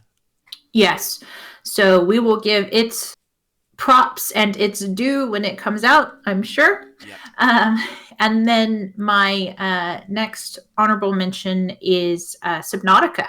Ooh, good choice. Which, yes, I mean, we've said it a few times. I love crafting games and I love strategy. And Subnautica is one of those. It started out, it's an indie game if you don't know it. You can get it on Steam. That's where I have it. I'm not sure if it's available on any other platforms. I'm sure I've seen it on others, but I can't remember which ones. Yeah. It started out one way. It was a very indie game. And then it's just evolved into this very well supported, very well fleshed out storyline that I did not anticipate it ever having, because I thought it would just be a crafting game. Yeah. But it's crafting and it's underwater, which I love. And it's just a really good, it's just a good playing crafting game. And the reason why I didn't put it on my list is mostly because I saw Terraria on, and that one took care of my crafting. Fair. That's totally fair. Yeah. Okay. So those are my two. I've got a fair few, but I'm not going to go into in depth about them because I think we've gone long enough already. Yeah. So one of the games that I could have added was Everybody's Golf on PS4. Right. That is a wonderful game. So much fun. Really, really good golf game that is very much in the vein of the Tiger Woods and Rory McIlroy type games. Right. More cartoony, more interesting. So the physics are there, but it's just it does feel a little bit more tighter than those kinds of games. And to be honest with you, I don't particularly like the professional golfers. So this was, one of the things that I enjoyed. But I had to leave it off my list because I felt Everybody's Golf wasn't as good as Golf Story. So that makes Golf sense. Story was a little bit more unique. Right. One of the other games that I could have included was Rocket League. Rocket League is a wonderful esports game. Still has taken the world by storm. I came into it late, and yet even though I've come into it late, I've still managed to put a good 100 odd hours into it, and I still suck. Oh wow! Yeah, absolutely. So it is definitely anybody can pick up and play it, but to be good at the game requires a lot of grind. And one of the reasons why I left it off the list is because loot boxes. Ah, yes. Yeah. Oh. I'll note down two or three further ones, and I won't go into in depth with them. Splatoon, and by extension, Splatoon 2. Nintendo's newest IP, and my God, is it a good one? It is. That's all I'm going to say about it. It's it's esports, so that could have gone up against Rocket League, but I think personally Splatoon is a better game. It's more fun, it's more enjoyable, but it just didn't quite make the list, unfortunately. Yeah. In terms of, do you like horror narrative games? Well, then go and play Until Dawn. Oh, yes. That's the same guy that did Detroit Become Human, am I right? No, that was David Cage, who did Heavy Rain and all of that. This is, I can't remember who makes this, but this is one heck of a game. This is, it's a narrative-driven game, like with a very strong horror aspect. It's a basically whodunit murder mystery. Oh, love those. And it does include a few Hollywood stars like Hayden Panettiere and Rami Malek. Yes. I know exactly this game, and yes, it's very fun. It is. There's a lot of twists in it that you don't expect, and a lot of deaths are very gruesome, and it's very weird though. It is, but it is very enjoyable if you like dark things, and I do. Of course. But it is an 18 rated game, so if you're not old enough to play it, don't play it, please. But it is a good game. And the last game that I will include, because it will go full circle into You've Got This. Celeste. Oh, yes. The game about mental health. Yes, that game has made a pretty substantial impact, I would say, on the gaming community. I do love it because it is a rock hard platformer with a very strong theme. It's beautiful. For an indie game, it's one of the most beautiful looking games I've ever seen. Yes, absolutely. And the main aspect of it is obviously that you are climbing a mountain, and the mountain itself is a metaphor and an allegory for mental health. Yeah. It's wonderful, and I would highly recommend anyone go and play it. Go check out CD Keys, and you'll be able to get a good discount. Oh, yeah. Yeah, second that, for sure. So that wraps up the Game of the Decade discussion, and I'm tired. I'm tired too. But I'm very pleased with our choice. I think we came to it quite honestly and well deserved. It's a well deserved game. Yeah, and it was nice having Mike involved in the first round of discussions That's so as well, fun. because I think some of those choices might not have got through without his input as well. I agree. I absolutely agree. I think this would have been 4 hours long if Mike hadn't. Yeah, it could have gone, but we're on 3 hours and 10 minutes at the moment. Yeah, so I think we should wrap it up. Yeah, we did have the competition to wrap up, but I think we'll leave that until next week again, because we have only had one entry to it. It's a wonderful entry, I'm not going to lie. But also, it just doesn't mean that we're going to have this out before Christmas, unfortunately, because we've probably missed the last mail. So maybe we can get it out first thing in the new year, and we'll leave it open for one further week. So please give us your best gamer dad jokes. Absolutely. The real groaners, the real moaners, the real, oh gosh. Kind of like what we said last week with Alex's voice. Exactly. And then remember, you can find us at, I'm going to do this flying blind. Yep. www.rapidreviewsuk.com is our web address. We have a Facebook page, Rapid Reviews UK. I can't believe I remembered that. But you can also find our, here we go, new Twitter address, which is at RR pod. Right. No, it's at RR Radio Pod. That's it. Nice. And then you'll have to do the rest because I can't remember. So you can also follow Rapid Reviews UK on Twitter at Rapid Reviews UK. You can follow me personally, and I'm not sure why you would, but do it anyway, at Pete Beckett1.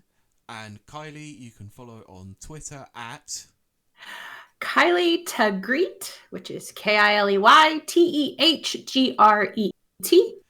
But we are hoping to have a few more platforms available for communication in the new year. We are we've got some plans to hopefully try and get these up onto the Rapid Reviews UK YouTube page, and potentially having a Reddit page as well. Well, that'll be fun. Yeah, because I don't need to cry any more than I need to by posting things on Reddit. And fingers crossed we next year. Yes. And remember, if you are connected to or run a convention, we are available. Just reach out to us and we'll get back to you. Yeah. Also, I must give the email address actually, which is at rapidreviewsuk.com. Perfect. We need to be hit with a game fact. Yes, so let me get my game fact, because I did write this down whilst you... Oh, good. Okay. Let me... I didn't know if that was good. No, I wrote a game fact this week. Excellent. Now, this will have to do with a game that had a massive impact in the 2000s generation, actually. Oh, coming to Game of the Decades. Shenmue 2. Oh! Going way back. Yes. So, in terms of the timescale in which we are looking at, did you know that Shenmue 2, this is part one of a two-part fact, that Shenmue 2 cost $70 million to make. At the time was the biggest budget for any video game. Oh my gosh! However, I did some calculations. The game sold 1.18 million units, meaning that its revenue, if you price it at a £50 game, came to $59 million, meaning it lost money. And pretty much ruined Sega to the point where they had to pull out of the console market. Oh, wow. Wow. Well, that's an interesting note on. We hope you've enjoyed our Game of the Decade edition. We will be back next week, believe it or not. For a more relaxed fit episode. Yeah, it'll be very relaxed, Christmas themed. We know most people who content producers usually go on vacation or whatever, but we here for you. Well, we will do after that episode just for 1 week. But believe me. But we hope you've enjoyed this episode. Thank you for stopping by. As always, we appreciate you, and we're always here for you. So we will see you next week. Bye. Bye.